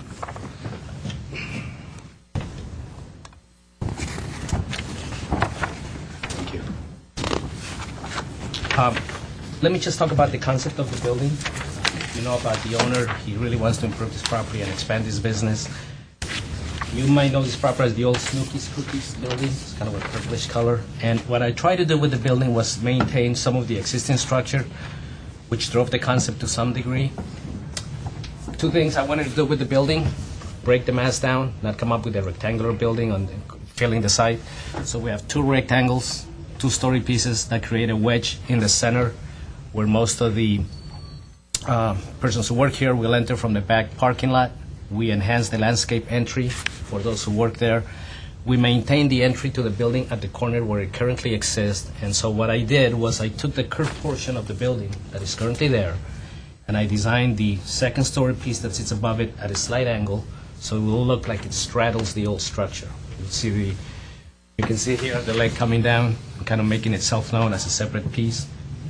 So it's really a way of trying to play with the shapes and keep most of the structure that was there. We're looking for an industrial look. I concur with the comment about the panels. I think it's one of those drafting things we do sometimes, where we start laying panels on one side and we then do the perspective and we don't correct it on the other corner. So probably we would start the panels on this corner in both directions, and I think it would accomplish what the comment was about the panels. We're looking for a great color building, a blue that is perhaps a little bit stronger than what is shown in the renderings. And then doing very simple glass mullions where you just have the budded glass with a simple joint on it rather than have the exposed aluminum joints at the vertical connections. The stairs will be a metal handrail with painted a gray color that you can see on the bottom. So it's a very strong industrial aesthetic look. Other than that, here, answer any questions you have. A couple of questions before I leave. First of all, I think it's a Could you Speak up. couple of questions here. First of all, this is going right on the property line, and you're plastering this. Is there some thoughts behind that and how that's going to happen? Well, that's going to be a 4-hour wall. As we all know, on the Okay. property line, we've got to have a block wall. It's probably going to be about 12-inch block. The idea is to turn the stucco around and try to express the mass as much as we can. So you're actually going to go over the neighbors? Hopefully we're going to talk to them and see what we can do to to continue the finish. And then the shadow for this extrusion, you're looking at your second floor, it's right on the property line. I'm just wondering, is it really the depth that it's showing, or is it flush? So I'm just trying to understand the volume. No, it's not flush. We are actually going to cantilever over, not cantilever, it's just a projection to create a shadow line. The way we ended up with this originally, this was actually a wedge that had the roof as it went back down. That changed because we want to get it ready for solar panels. But I wanted to maintain this look, and so it's a projection of about 8 inches. That's So the projection is going to go over the property. Correct. Okay. Yes. All right. And then, what is happening in here on the second floor, being that? Good question. What happens here? This is actually the second story where you begin to go down the stairs. So we are over here. That's this window. This is actually where the stairs are. It's a 2-story volume, which is why we concentrated 2 windows on the corner, so that at night with the light coming through, you'll be aware in the corner that it's a 2-story volume and you can actually see the stairs behind. So that's at the landing on the second floor. Is the window you're referring to? Right. Yeah. So So this projection is a new projection, which is that? No, that's actually an existing, this is the existing shape of the building. Mm-hmm. The leg that you see here is actually the rectangle, Right. which you see there. So this wall starts to curve behind the column. I see.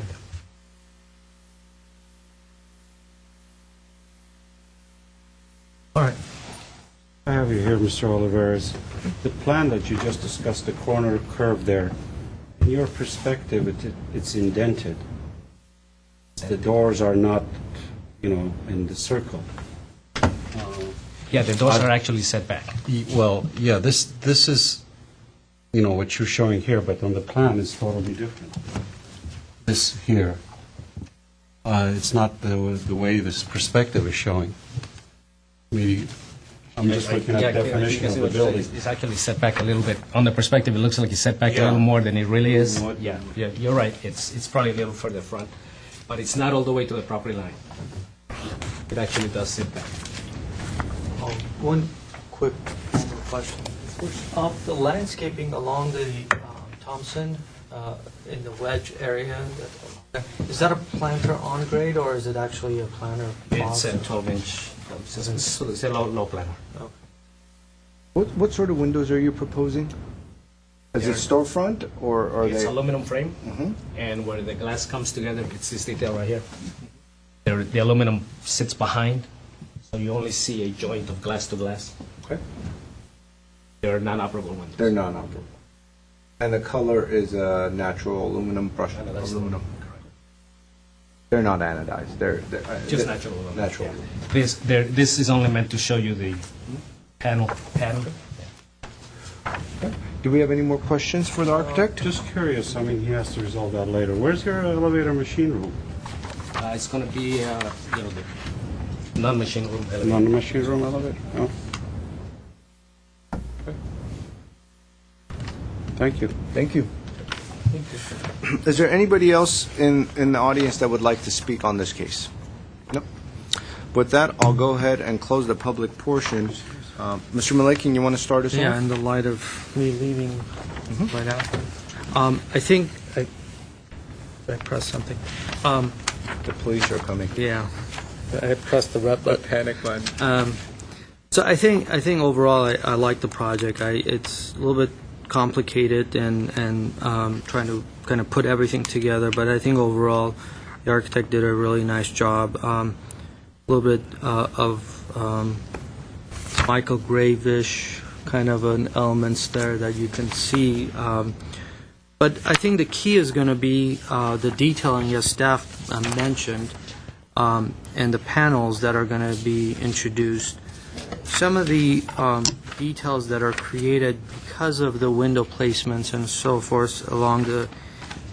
so you're going to start getting these really narrow panels that are not going to be as substantial as the rest of them, so the volumetric, it's just, to me, right over the stairs where the main entry is, that thinness of that panel, I think... The corner. The corner, I think if the glazing is pulled up a little bit, to be able to have, maybe I can put it out here, I think maybe bring this up high enough that you can kind of get some sort of a substantial panel along the bottoms as you would here, rather than just a carving of the panels here. So I think that's going to be really helpful in that fashion over there. You have this thickness right here that I think is really helpful, and these are punched openings within the area, so you actually see this volume, but then all of a sudden it comes over here. At some level, I may want to just say cut this off and then push this back and cut this off and basically make this a glass corner rather than this panels kind of coming over, so that this With the is steel actual structure behind it. the steel structure or something exposed there, so that actually exposes this. But if the architect is planning to do this, I think by pulling these windows up a little bit, I think that's going to help. So either or, I think it would really be really helpful. This is always a concern, so I'm not sure, we're hoping that the neighbor is going to allow it, but so this is something to keep in mind. But overall, I think it's a nice project, so I am supportive of the project, and I like the colors, and I think it's going to be a really nice project. Thank you, Mr. Malikian. Mr. Mardian? Yes, I do concur with Mr. Malikian that the project is well designed, but I just want to make sure that the entry is recessed and not as depicted on the plan. That entry is more defined, there is not defined. So I just want to make sure that indentation occurs as the perspective is shown. And the other concern I have is the element tower in the middle. I like the proportion on the perspective, more proportional than what the elevation is showing. And that's the other comment that I had. There's a parkway tree on where the new driveway is taking place in Thompson. Maybe that's a question to the applicant. Is that being removed? Mr. Chair, I'm going to leave.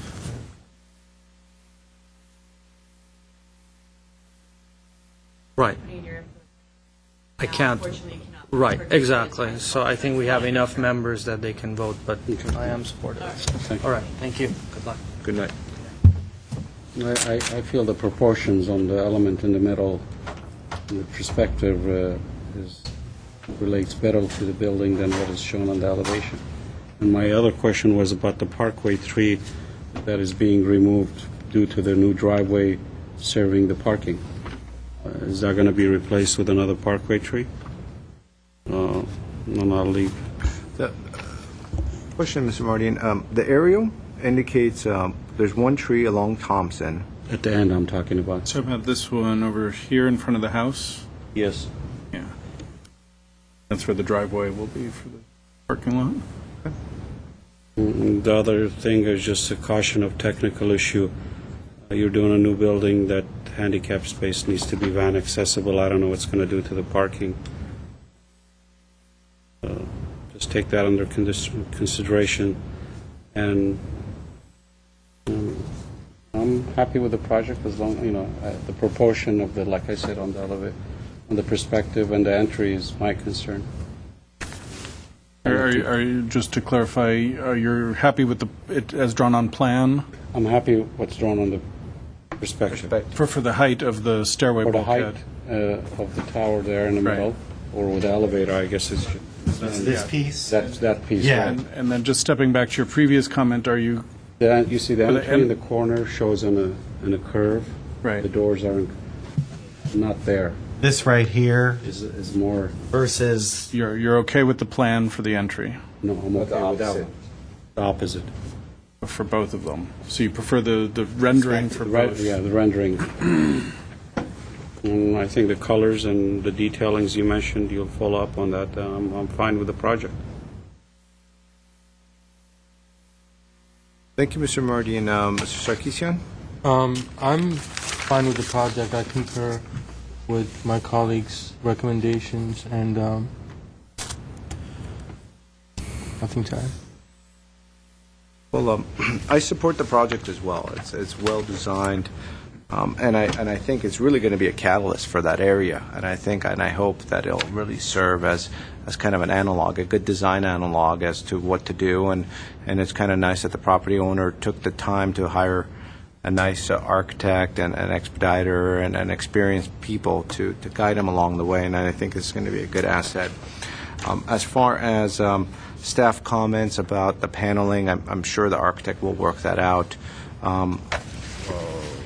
over the design period. One question that I had from the architect, if you mind just coming up very quickly, state your name for the record. Efren Olivares. Thank you. As far as the reducing the height of that tower, do you need that height in order to make that elevator work as far as having the hoist and everything up there? No, not necessarily. It's really an architectural decision. Okay. Just trying to project that corner a bit more. Is there any preference as far as lowering it? Is there any issues? The only issue I would have is that because it sits between the two rectangular elements, I wanted to make it a bit higher to pronounce it a bit more. If it gets too low, you almost won't see it as you approach the corner. So I would prefer not to lower it. Because of the parapet height, you want to be able to have that substantial look from the curb. As you move around the corner or you're driving by, you'll see it recess back and you'll see it a bit higher. I just think it's going to create a little better That was dynamic. my question. Thank you. Yeah. And if I may answer in regards to the panels, yeah, absolutely. I concur with the comment and the front entry. My intent is to hold it back. Yeah. So sorry, we have up here the parkway tree that is being removed? Yeah, unfortunately, that's pretty close to the driveway, and given the site, it's just really not much of an option there. But it is not a protected tree. You're going to replace it with another parkway tree, I assume. We are not planning on it. We're putting a lot of landscape on the edge along the residential area and along the parking edge, so we don't really think it's necessary. All right, well, thank you. Okay, thank you. Overall, I think it's well-designed. It's going to be a great project for that area, very much in support of it. As far as the comments made, I think the architect will work out the paneling issues. As far as the trees concerned in the parkway, we'll let, I think in the plan check process, that's going to get ironed out, whether it's going to be replaced or not. But overall, I support the project. Was there any conditions on this so far? Well, let me, staff had two conditions in the staff report. One of which is the panels. Yeah, it's clear about the panels. Okay. There was also consideration to install decorative paving at the driveway entrance to Thompson Avenue.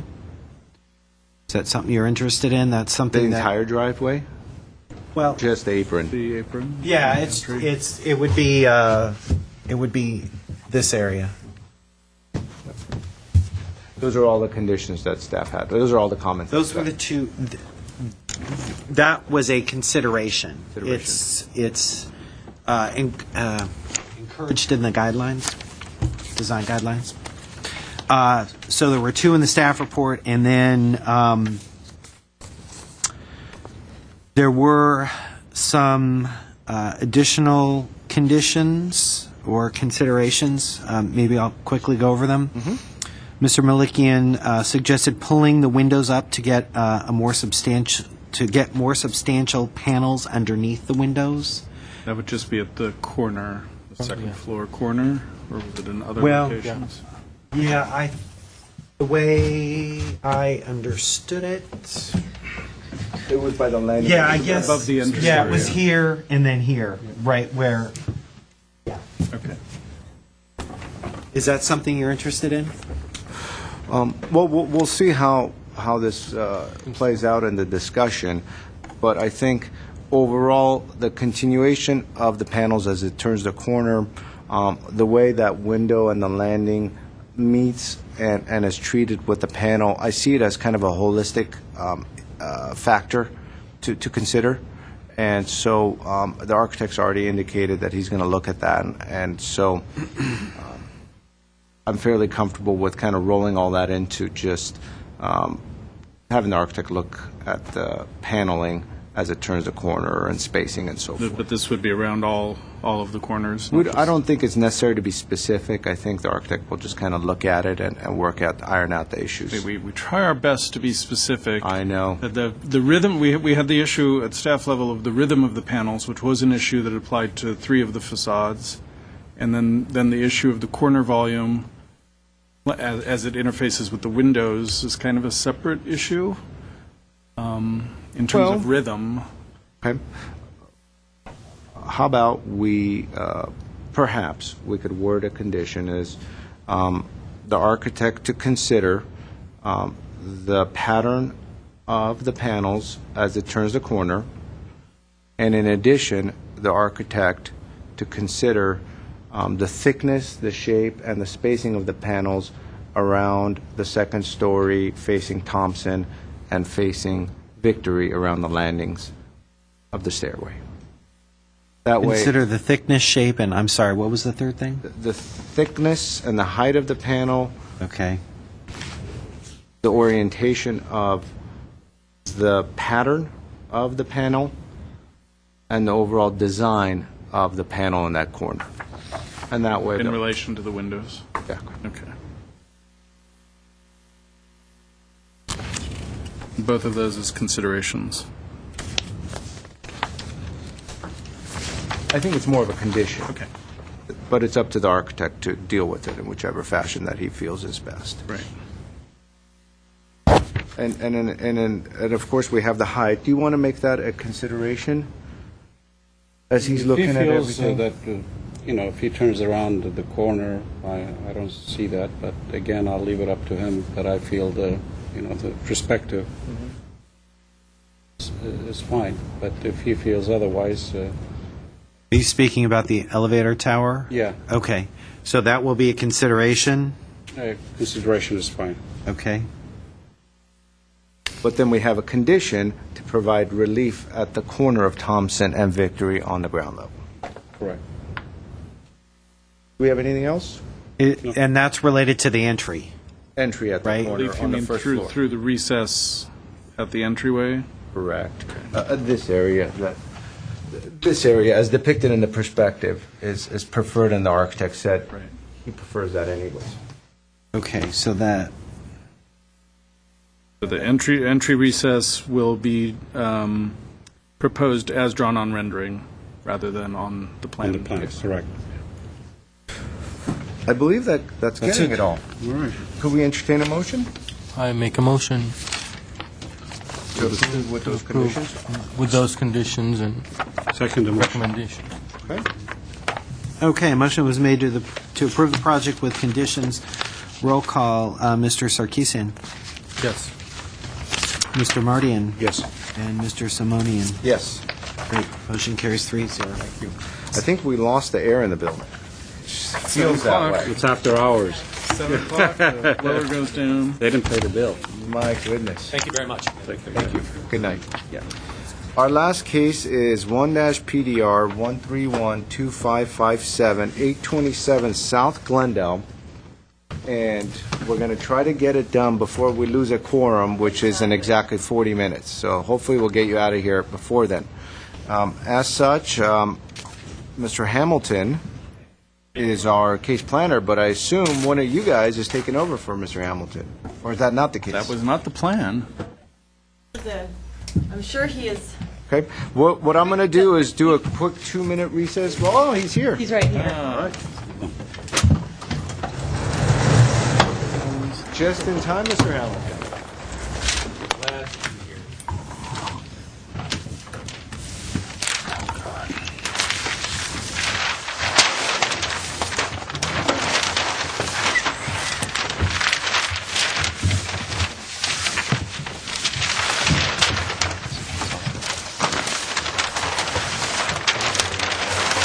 There's water in here.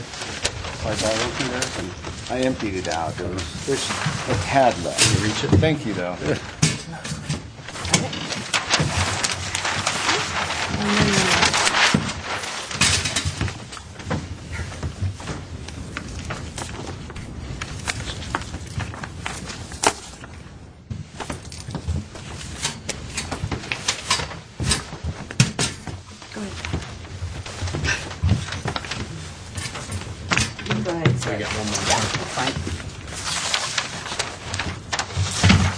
I didn't notice that before.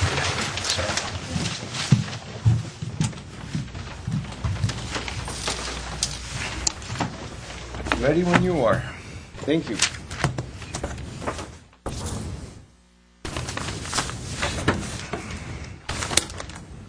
I left the staff report back on the desk. I've got it right Okay, here. I've got one right here. Okay, Mr. Chair, members of the board, this is of the Planning Commission, the Design Review Board. What am I at? This is an application to demolish an existing commercial building at 827 South Glendale Avenue and build a new 1,500 square foot commercial building to serve as the enterprise rent-a-car office. The existing building was built in 1911 and was a craftsman-style residence, but was converted from a residence to commercial function with necessary building permits in 1993 and has been the enterprise rent-a-car operation since 1994. The site is located at the corner of Gardena and Glendale Avenue. It is level and it is fully improved. Garfield.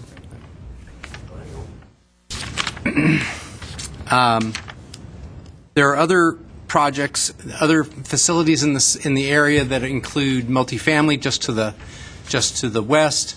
There are commercial operations to the north and to the south, and other residential and commercial functions across the street to the east.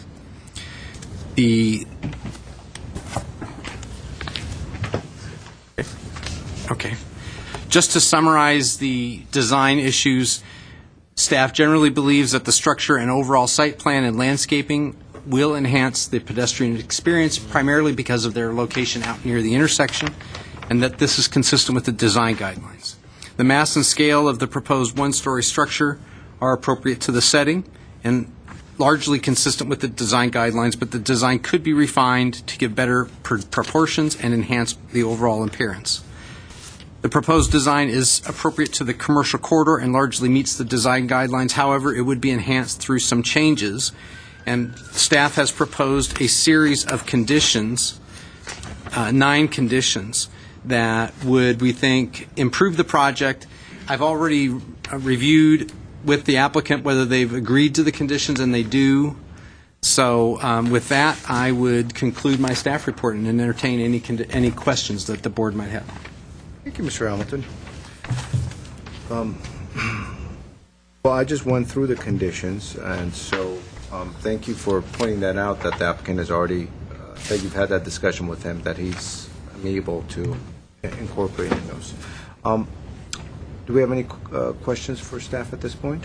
Yeah, I do have several of them, actually. The landscape plan doesn't match the site plan. The perspective on top doesn't match the elevations. Can you elaborate on that? Because the perspective on top shows the corner on the other side, and the curved roof is, I'm assuming the curved structure is in the corner. I think that the only problem is that the applicant mislabeled these elevations. I think this is facing west. I think this is actually the east side of the building. I think this is facing east and is actually the west side of the building. But I think the building actually is oriented as shown in the rendering, or is proposed to be oriented as shown in the rendering. In terms of issues where you think that the landscaping does not match the site plan. Parking doesn't match the landscaping? I mean, look at the site plan. Look at the handicap location. There's parking shown based on my plans. He's got landscaping. He's lost 2 spaces there. Well, I mean, I see landscaping here, and I see van, and then this, and I see landscaping, so I'm not sure where the inconsistency is that you're seeing. In my plan, I have it on my plan. Right here. He has the same thing. It seems as though we have different drawings. The applicant gave us a revised set of plans in July. These are dated July. It's possible you might have the original set. Yeah, unfortunately, you have your reductions. The set that you have was not revised. Then the plans that are up on the wall reflect the most current set of plans for the project.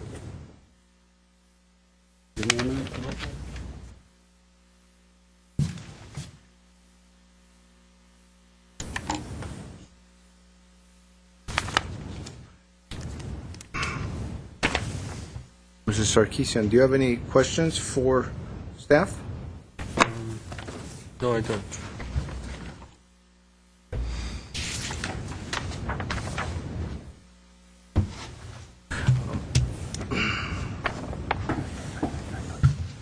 As proposed, is the applicant proposing opaque glazing? I thought it was mentioned someplace on the plan. Yeah, there was. But it's possible that it's not. There was You'll have to clarify with There was a note on one of the drawings saying that mirrored glass was being proposed. And then that's one of the And we have a conditions, condition that- to use transparent glass. And yes, and there was a note that I have reflected here on this elevation with the mirror finish.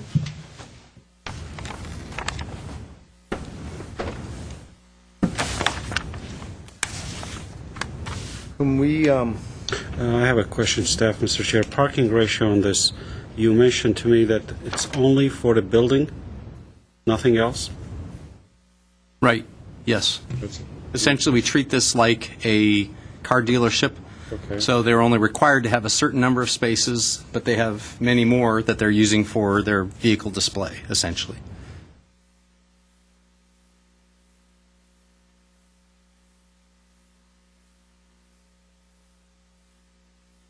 When you mention on your staff report about the height, you mean dropping the building height further? Are you talking about the proposed condition of approval? Yeah. I'll ask. Yeah, that would be reducing the height somewhat of the double height portion where under the curved roof. Under the curved roof. Was okay. leaving some kind of a sense of top heaviness. Is that a second story inside, or It's just a double attic height? space with some HVAC equipment in it. So it's not necessary for it to be that high? It's part of the branding for Enterprise. Many of their other buildings have this feature. In our review with the applicants, we brought it down considerably from the original proposal. There was still a sense, and we're not talking about dramatic change, but possibly bringing it down somewhat to just better the proportions. your condition number 2, what are you referring to, Mr. Hamilton? That would be me. I was trained in New York to use the word bulkhead to mean several different things, including the wall area below a storefront window. Okay. So the idea was to introduce a low wall under the storefronts to give it more of a grounding and a sense of more of a building, where this almost looks like they were infilled garage door openings. Okay. Which would work better with the landscaping anyways, when you have landscaping along. Probably would, yeah. Waterproofing and everything.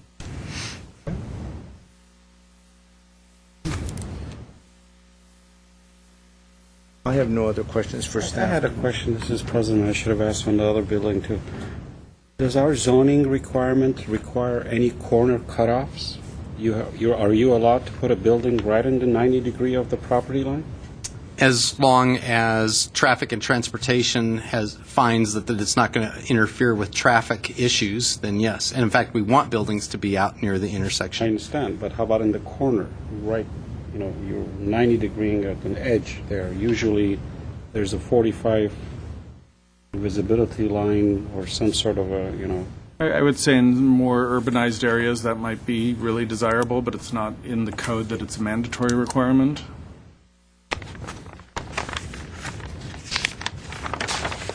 Do our retail guidelines, commercial guidelines dictate some sort of a soft corner? Not that I'm aware of. We'll check as you continue to discuss. Okay. Well, while staff is looking that up, why don't we ask the applicant, Vahan Atabekian, to come on up, introduce yourself, and walk us through the project.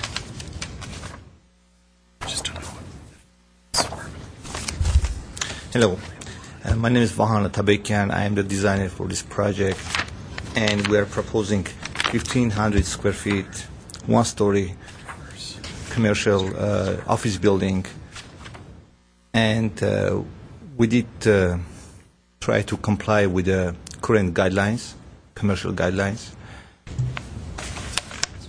We did change during the design process. We did a lot of changes to this building, and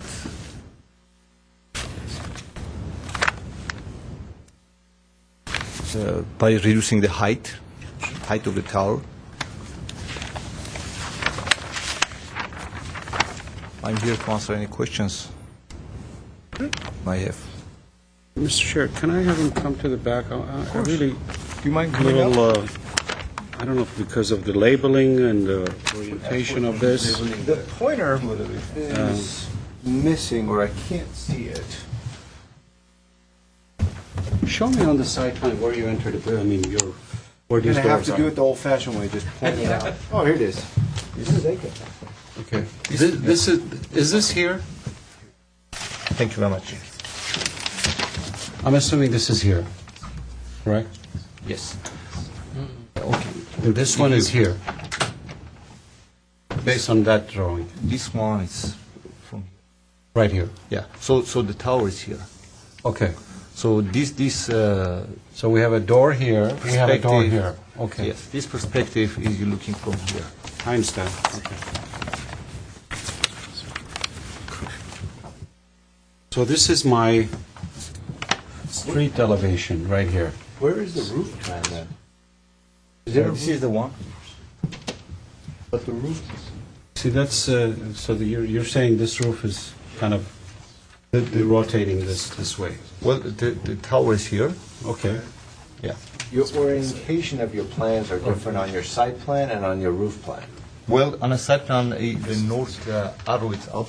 Yes, This is the north. yes. And Where is it there? on a floor plan, it's You on have a it roof plan. On the roof plan, north is down. North is down. Yeah, usually, you know. Is this my street here? Based on what you told me? This is my street, right? This is Glendale Yes. Avenue? Yes. This is Garfield. Yes, exactly. Okay. So this is the main entrance. All right. If this is Garfield, correct? Where are the openings here? And if this is my bathroom in here, Those are the mirrors, those are the fake windows. oh, that's for your side, so they were Yes. not really, oh, I see. Yeah. So fake windows? Fake? So there's just the Well- plans. Those mirrors are just Yeah. placed on the wall, so to resemble a window storefront. Staff apologizes, we didn't know about that. from And the other question I drawings we have, reviewed. here you have, if this is my Glendale Avenue elevation, you have a solid wall in here. Where is that reflected in here? Solid wall. Right here. Oh, this is the same kind of windows here. Oh, okay.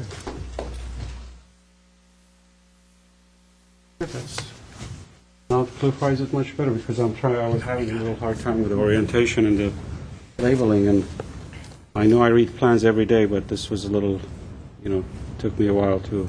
No, that's just for... So in clarification, this is Garfield elevation, correct? Yes. This is Garfield. There's another set of plans. Right. Okay. And this is the Glendale elevation.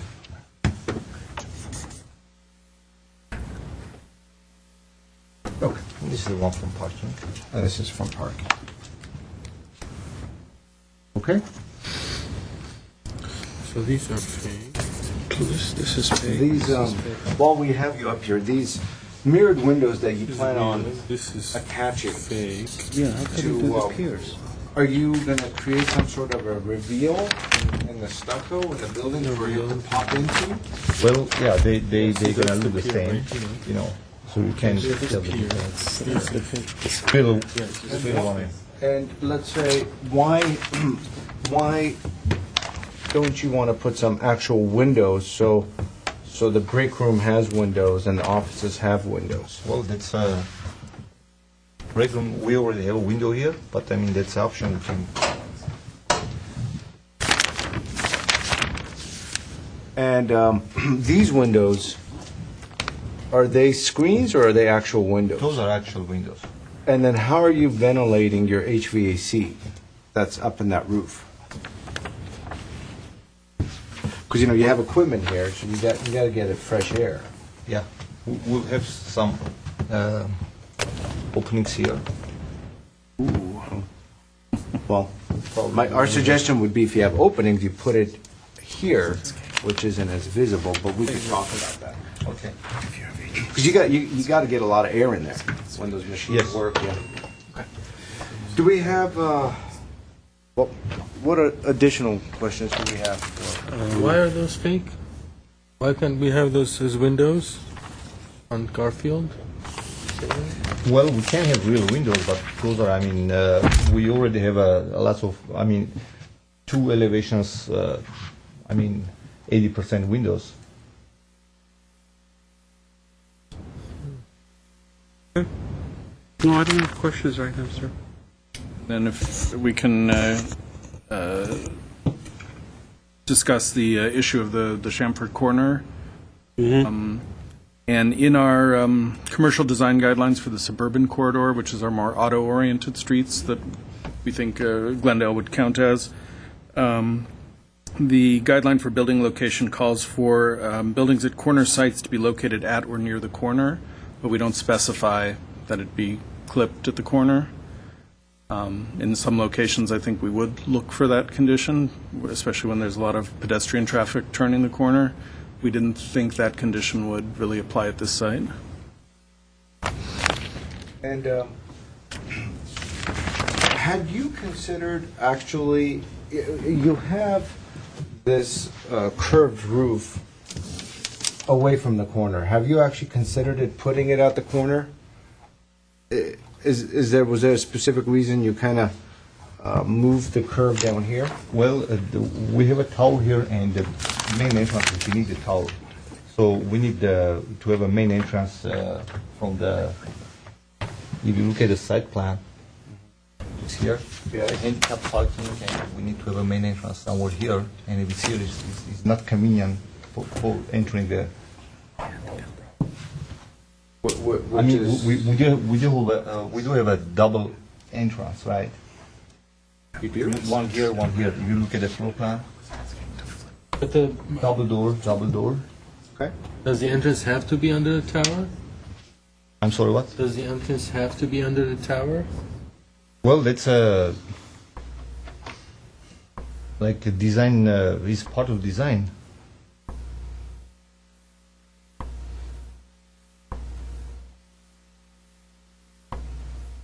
And Enterprise is staying as a tenant? Yes. Have they been involved with you on the design of this? You mean Enterprise?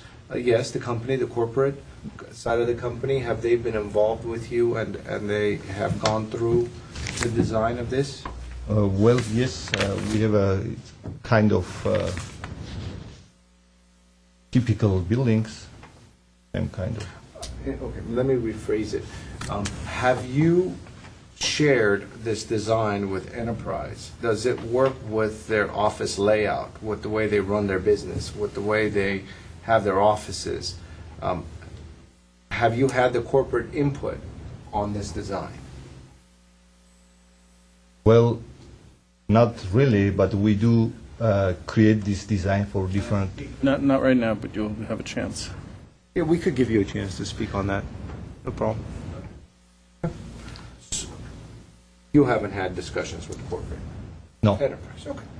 I think it's their design. Yeah, it was represented to us that this is kind of a This is a standard design that Enterprise has used on other locations. We modified it in a number did of lower different the- ways in the early meetings. So. He showed us pictures of Existing one. very similar building. So there must have been some dialogue. in San Fernando, I think is what it was. Okay. Okay. Thank you. Do we have any other questions for the applicant? Because you have to go at 8 o'clock, right? So let's move it along.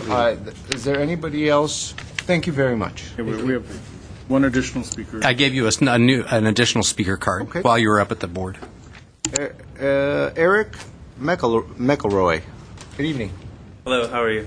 Pretty good. Introduce yourself. My name's Eric McElroy. I represent Enterprise Holdings, the parent company of Enterprise Rent-A-Car.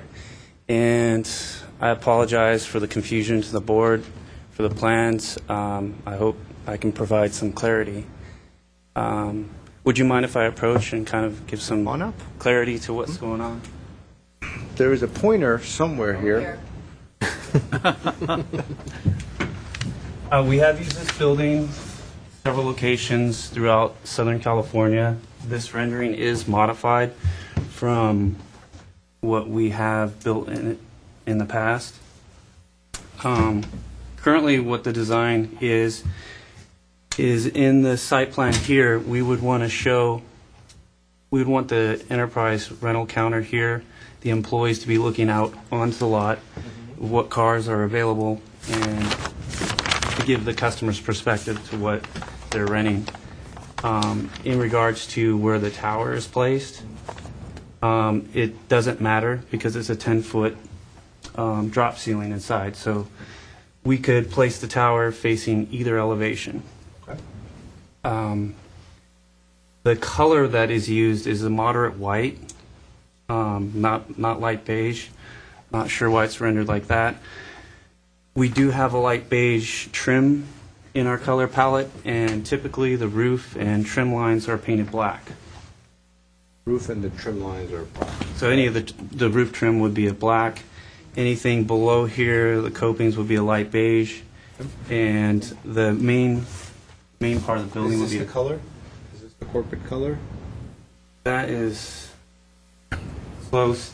It's has a little more white tint to it. It's a Sherman-Williams moderate white. And the beige color would be Tony taupe for Sherman-Williams. Got it. And as far as the glazing, what's being proposed is opaque. Does the corporate enterprise have a preference? We don't have a preference. Typically what we've done is the windows have a bronze color, the aluminum trim is black, and from the outside you cannot see in the daylight. The reason for the opaque windows, there's only one set of opaque windows, and that's where the restroom is, so no one can see into the restroom. The way the building's laid out is you have a break room, area manager's office, a branch manager's office, a restroom. That's where the opaque portion of the windows would be. But from the view from the public, they all look like windows. They all look the same. The applicant has though mentioned in his presentation that some of these are fake windows that are literally glued onto the facade. No, they're in aluminum frame. They're actual windows. They're actual windows. They just can't see through them. And the top elevation, those are the same as well. Fake windows, basically. These? Below those. These here? Yeah. All 4 panels. They can be, I didn't know they were proposed as opaque. They can be open. The plan shows the wall there. In past, there has not been any windows on the building design. May I just, for clarification's sake, the only window that you will not be able to see outside or inside of is this window. Everything else is, if you're inside, you'll be able to see outside? Yes, exception of the restroom, storage room. We don't want people to look in and see anything into the storage if they actually got to the glass and were to look through. Okay. And this portion here of the storage room, the rest is all open. You can see through. So the storage room as well? Said storage room is... The front corner of the building. Okay, so fake windows here. Right, straight across here would So be... all this is fake? Correct. And then these are fake? It's right here? Just the left one. No, these in our current buildings are open. As designed here, these can be actual windows. There's no reason to keep them. One of them has got to be opaque, one of them. Well, both those neither are one open. of Both of these could be Both open. of those see-through. Yeah. Both of these could be open. The only ones that we tend to block out are the restrooms and the storage room, which would be just this portion here. Oh, so 3. So this is approximately 10 feet, and I think this is just under 5 foot. Just So covered. this one here, Is yes, opaque. is opaque. this That would half, be open. this half, right? Yes, this This half here. half. And then these 2. Correct. In relation to what's shown here. And you said you don't have a, this could be on either side. I'm not sure. Could it be here? Yes. I think it would probably look better facing the corner. Or facing the front? Could it go that way? So right now it's here. Yes. Could it be here? It's possible. I've never seen the building rendered in that fashion. Because then you'd have this Facing visible from Glendale. Avenue. Yeah. In other words, could it face east-west as opposed to Right, north-south? right. This we have up here, I don't know if I missed it. What's the color on the roof? The standing seam? The standing seam, the buildings that we've built in the past have been taller for different design reasons. So the actual standing seam is a light beige, but our towers on the other buildings are reversed. They slope this way with a rain gutter on the front. So you can't really see the roof due to the height. And with a lighter beige color for heat and energy reasons, it's better to have a lighter color roof for the heat index.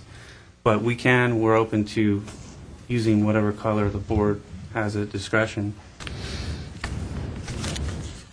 But as it's rendered, I apologize, it should be a moderate white with a light beige trim along the top, and then the very top, the roof trim is black. That's our corporate standard colors. Thank you. Are there any more questions? No. We're going to try to move it along because as of 8 p.m., we're not going to have a quorum. Okay. So we got 12 minutes to try to... And just to give background to your discussion, staff has learned a lot tonight that we did not understand or see on drawings previously. So if you could take that into consideration. Yes. I wanted to, before I discuss it very quickly amongst us, I feel as though there hasn't been as much collaboration between corporate and the design group. And so the project, I think, could benefit greatly from that collaboration. Whereas in, what would maybe for us to consider, it would be something that's actually going to be built as opposed to it's going to get rejected by corporate. Secondly, staff has made some really good conditions and comments. It seems as though the main parts that are contentious that we need to discuss is really the orientation of that of the tower, because it seems as though this is going to come back anyways with some alterations. Is location of the tower. Secondly, is opaque versus non-opaque and how that should be treated on the facade. Third is the colors and whatnot that are going to be worked out. Fourth is the storefronts and how they kind of meet the ground and how that relates to landscaping. Of course, signage is a big thing and lighting is a big thing in these things, which staff has pointed out that needs to be worked out. So with that, Mr. Mardian, do you want to start us off? No, I'd be happy to. I'm happy to see that you're doing something with that corner of the bill. I mean, I use your enterprise frequently, but I do, feel that this project hasn't really evolved to its, it needs more fine tuning, and I think we need to see more correct drawing. I didn't see it at the beginning, and when I'm looking at this building, you're turning your back to the corner because of your use.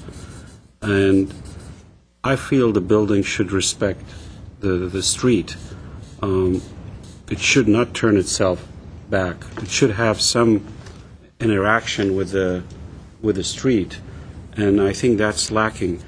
And I do feel that if we decide to go with this design, this curved structure should occur in the corner to define the corner, and you will see that further. And one really comment that I have, I hope they consider it, or somebody does, I think you're putting this building too close to the street. I think this landscaping should wrap around. You're moving into a residential area.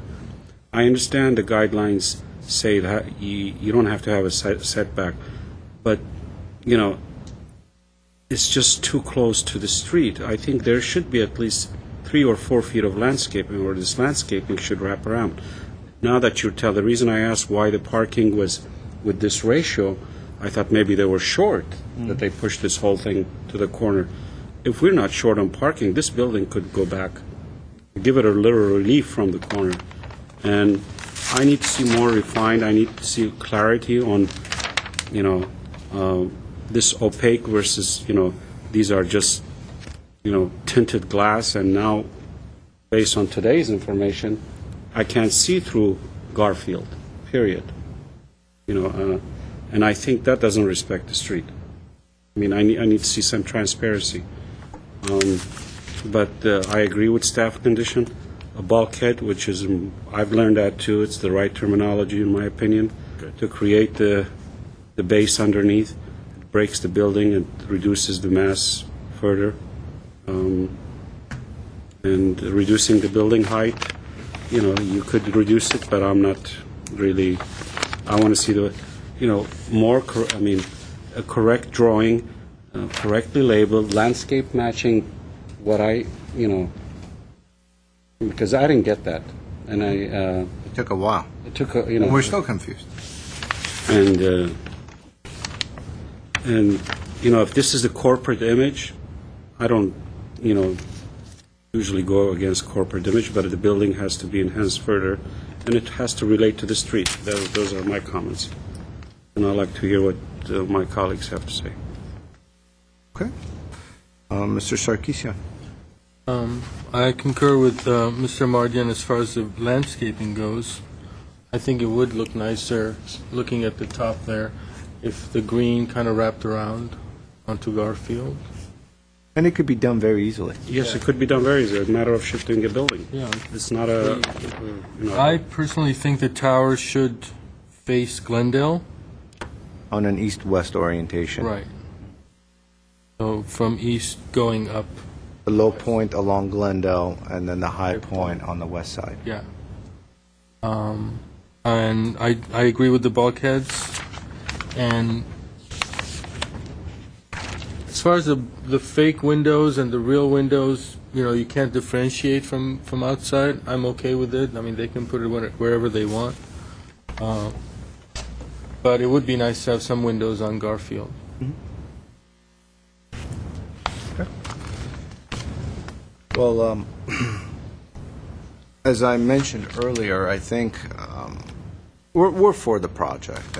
This is going to be a good addition to the area. We want that building to be renovated. We want businesses to stay. We want corporate America to understand that Glendale is a business-friendly area. So we also very much appreciate Enterprise and Mr. McElroy coming down and helping us out, because it really did help with the presentation. I urge that you perhaps meet with the designer. You guys iron out some of these details that we had talked about, which I think substantially could help the building. And then once that's been incorporated into the design, then to work with staff. And then at that point, staff could, of course, go back and forth and figure things out. I think it's crucial that the orientation of the plans to match one another. It really becomes much easier to read. So go ahead and show where the streets are in plan version as well. And your floor plans, you might need another sheet, which is okay. Show where the streets are. That way, it's much easier to understand that when you park your car in the parking lot and you start walking towards the building, how that works and how you enter the building and how the staff at Enterprise is going to greet you. So all that is important.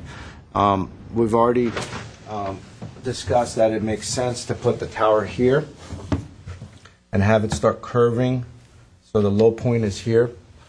Some other things to consider is you have opaque windows here, and then you have clear windows here.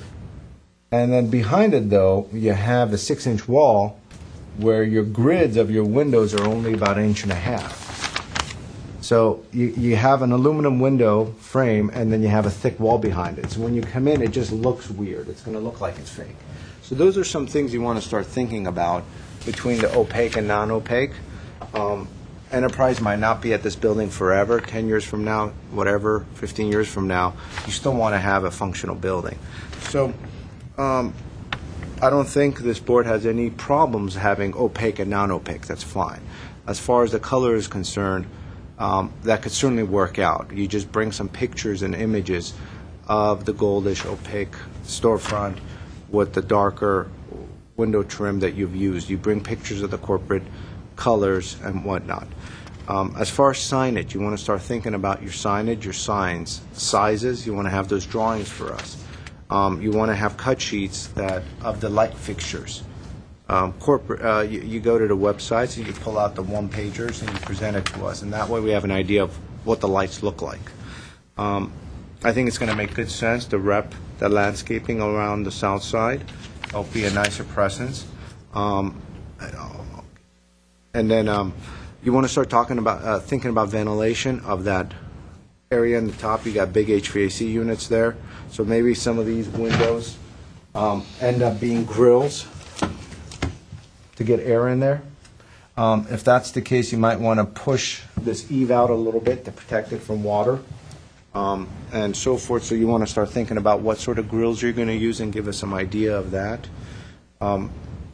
Right now, you have a contemporary look as far as the storefront, as far as the window frames, but then you have these kind of column caps that pop up, which has more of a traditional sense to it.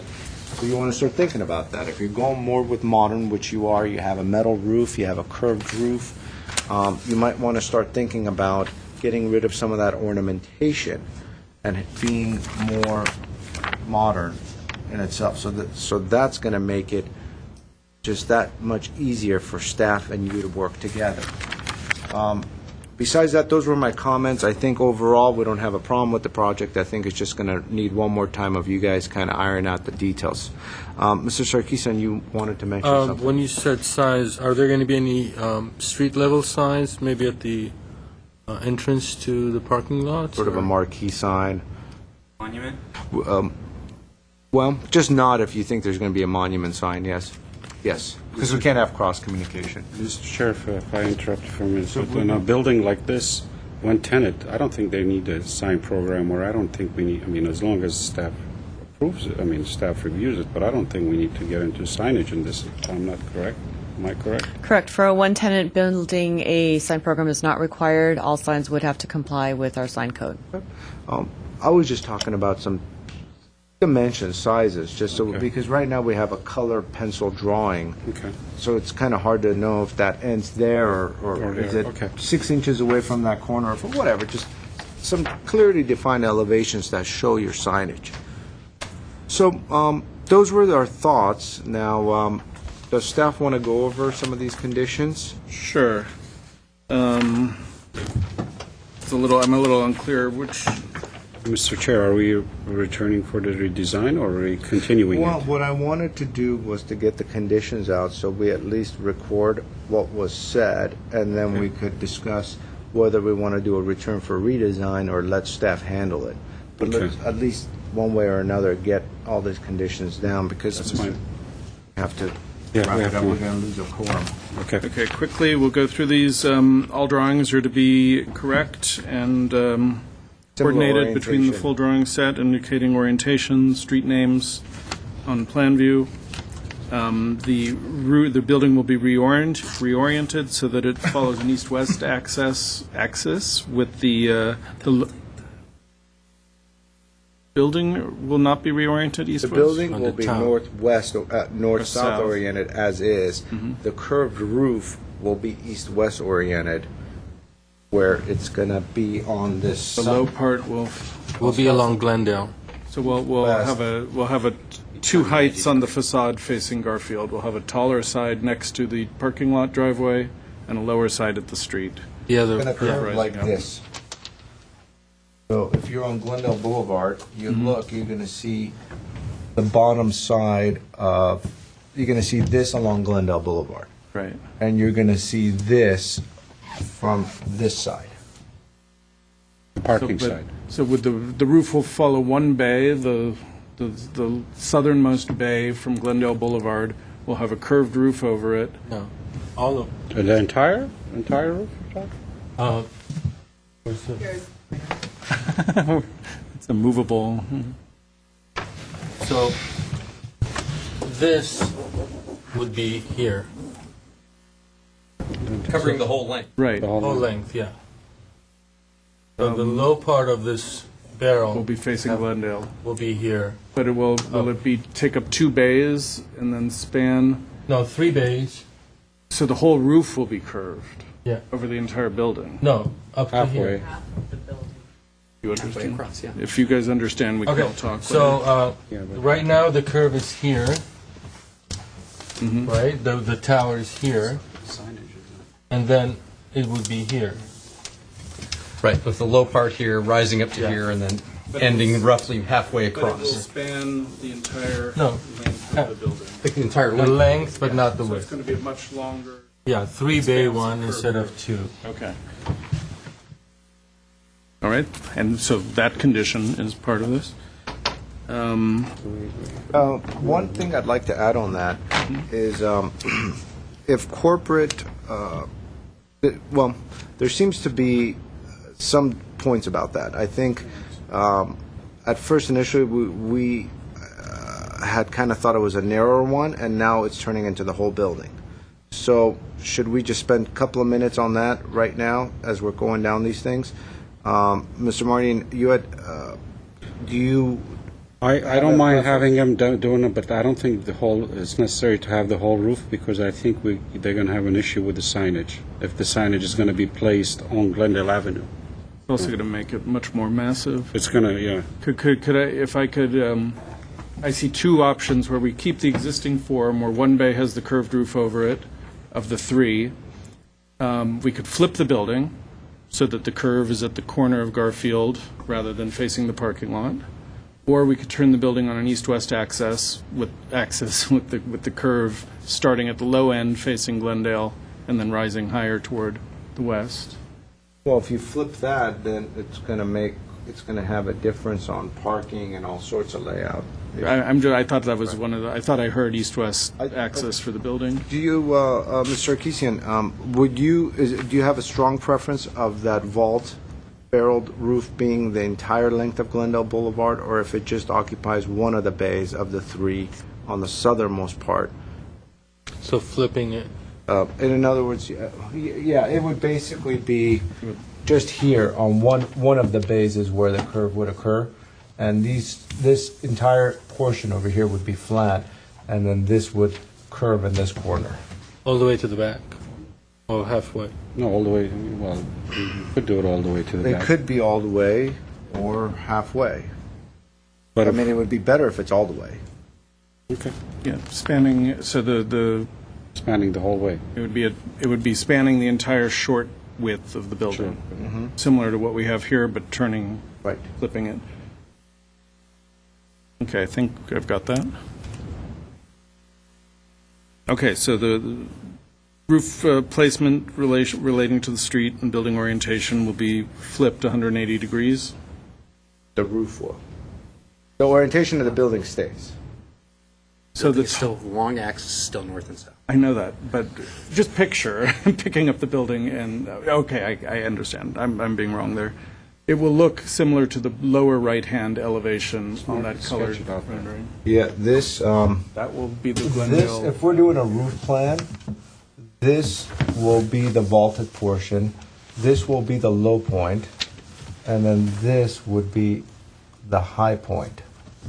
And then Changing the this would be orientation. flat. That's going to create It would be a very 2 bays tall- along Gardena. 2 bays along Gardena, but you want the roof to come all the way across You to mean here. Garfield? Garfield, sorry. Yes.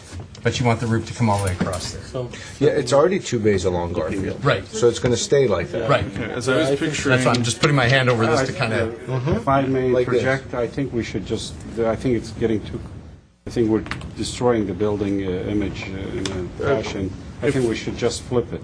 Which is what I was picturing originally. This would be the Glendale Avenue elevation. That's right. And this That's is how I Garfield understood right it when I here. saw the plan. This is what I thought it was going to be, That's to be fine. honest. That's exactly That's what the- my drawing is. Yeah, yeah.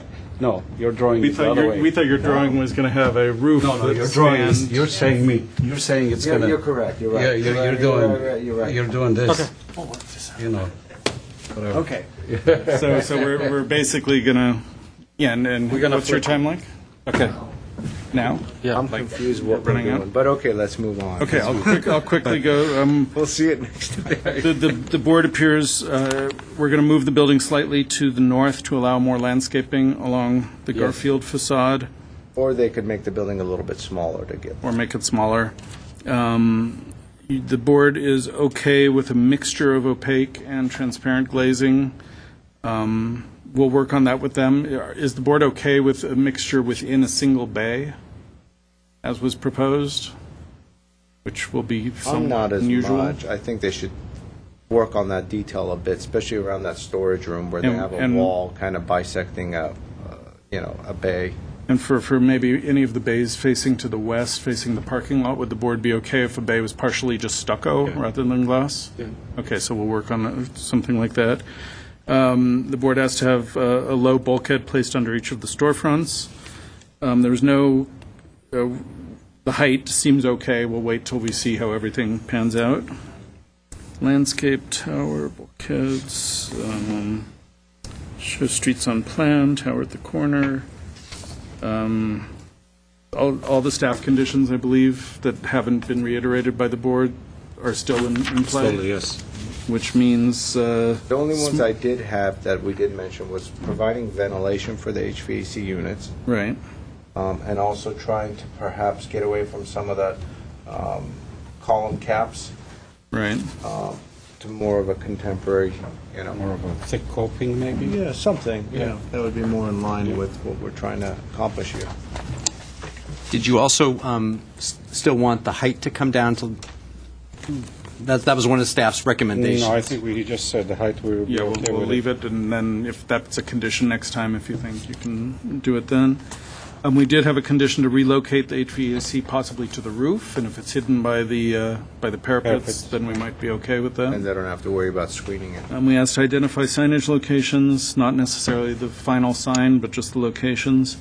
We did make a recommendation to have a 2 or 3 tone paint scheme to kind of allow differentiation between the piers and the recessed panels. I would work with corporate on that if they have a preference one way or another. Okay. Something the board could go along with. And if you can believe it, those are our conditions. All right. So now, do we want to return it for redesign, or do we want to let staff work with applicant and enterprise to iron these out? I think we should continue it and see it. I think there's too many. We can't do it. Yeah, it's a return for redesign if the board wants to see it again. I'm open. I'm open to it. I think the project would benefit for return for redesign. And the question I have is, if Mr. McElroy, if you could step up for a moment, do you have the time to quickly work with the applicant and perhaps bring it back within 4 weeks or whatever? No, I'm not continuing it. I'm just asking for, are you going to have the time to commit to this, or is this something that's going to be dragged on for a very long time for a corporation to get involved with the designer? No, it's apparent that there's been some disconnect, so it will be turned around within 4 weeks. Okay, perfect. The sooner you turn it around, the sooner that the project gets redefined, the sooner you could give it to staff, and the sooner that you could start the whole process. Yeah, and in regards to the HVAC unit, as long as the parapet's tall enough, we prefer to just put a package unit on the roof and solve that issue. Okay, and something you could work out with the designer? Yes, we'll before bringing work it around back. all that, and I agree with all the board's recommendations. The only concern I do have, and my understanding of why the building was pushed so far in the corner when I cursory reviewed this, was I guess the existing building has to remain until this building is constructed. We are not allowed to put a temporary modular building and demolish the existing building. Is that correct? Temporary modular buildings would have to be treated as if they would become permanent structures. So essentially, they would have to go to the design review board, do the permit process. And what's the hardship with The hardship providing is the where landscaping? the current building is placed and where the proposed building is going to be. They're within certain amount of feet of each other, and the challenge of constructing a building, conducting business, all on the same rail safely is the reason that it was pushed into the corner. Okay. I suggest get a survey that clearly defines where the building is, and then work with the designer to come up with a design that incorporates some of the thoughts, if not all of them, as discussed, and then you'll work with staff and try to iron out some of those difficulties. Okay. Okay? Sounds good. Thank you. So, do we want to then get a motion for a return for redesign? I'll make a motion for a return for redesign on the conditions and the comments made. I second that. Very good. Second that. Okay. Roll call? Board Member Sarkisian? Yes. Board Member Mardian? Yes. Chairman Simoni? Yes. Motion passes 3-0. Would the board like to quickly vote on the minutes from July the 25th, or Up would you to like Mr. to continue, Sarkisian. or would you like to continue them? I can do what? Do we need two votes on that, or? Pardon? Two votes on that? Because we only two from... Actually, the minutes from July the 25th, which were sent to you, all three of you board We're here. members were Right. here. Minutes can be approved by a majority of the seated members. Exactly. I'll make a motion to approve the minutes of the July 25th. We have a motion Second that. by Mr. Mardian, a second by Mr. Sarkisian. Mr. Mardian? Yes. Mr. Sarkisian? Yes. Chairman Simonian? Yes. Motion passes 3-0. Is there a motion to adjourn? Yes. Motion Motion to adjourn. Adjourned.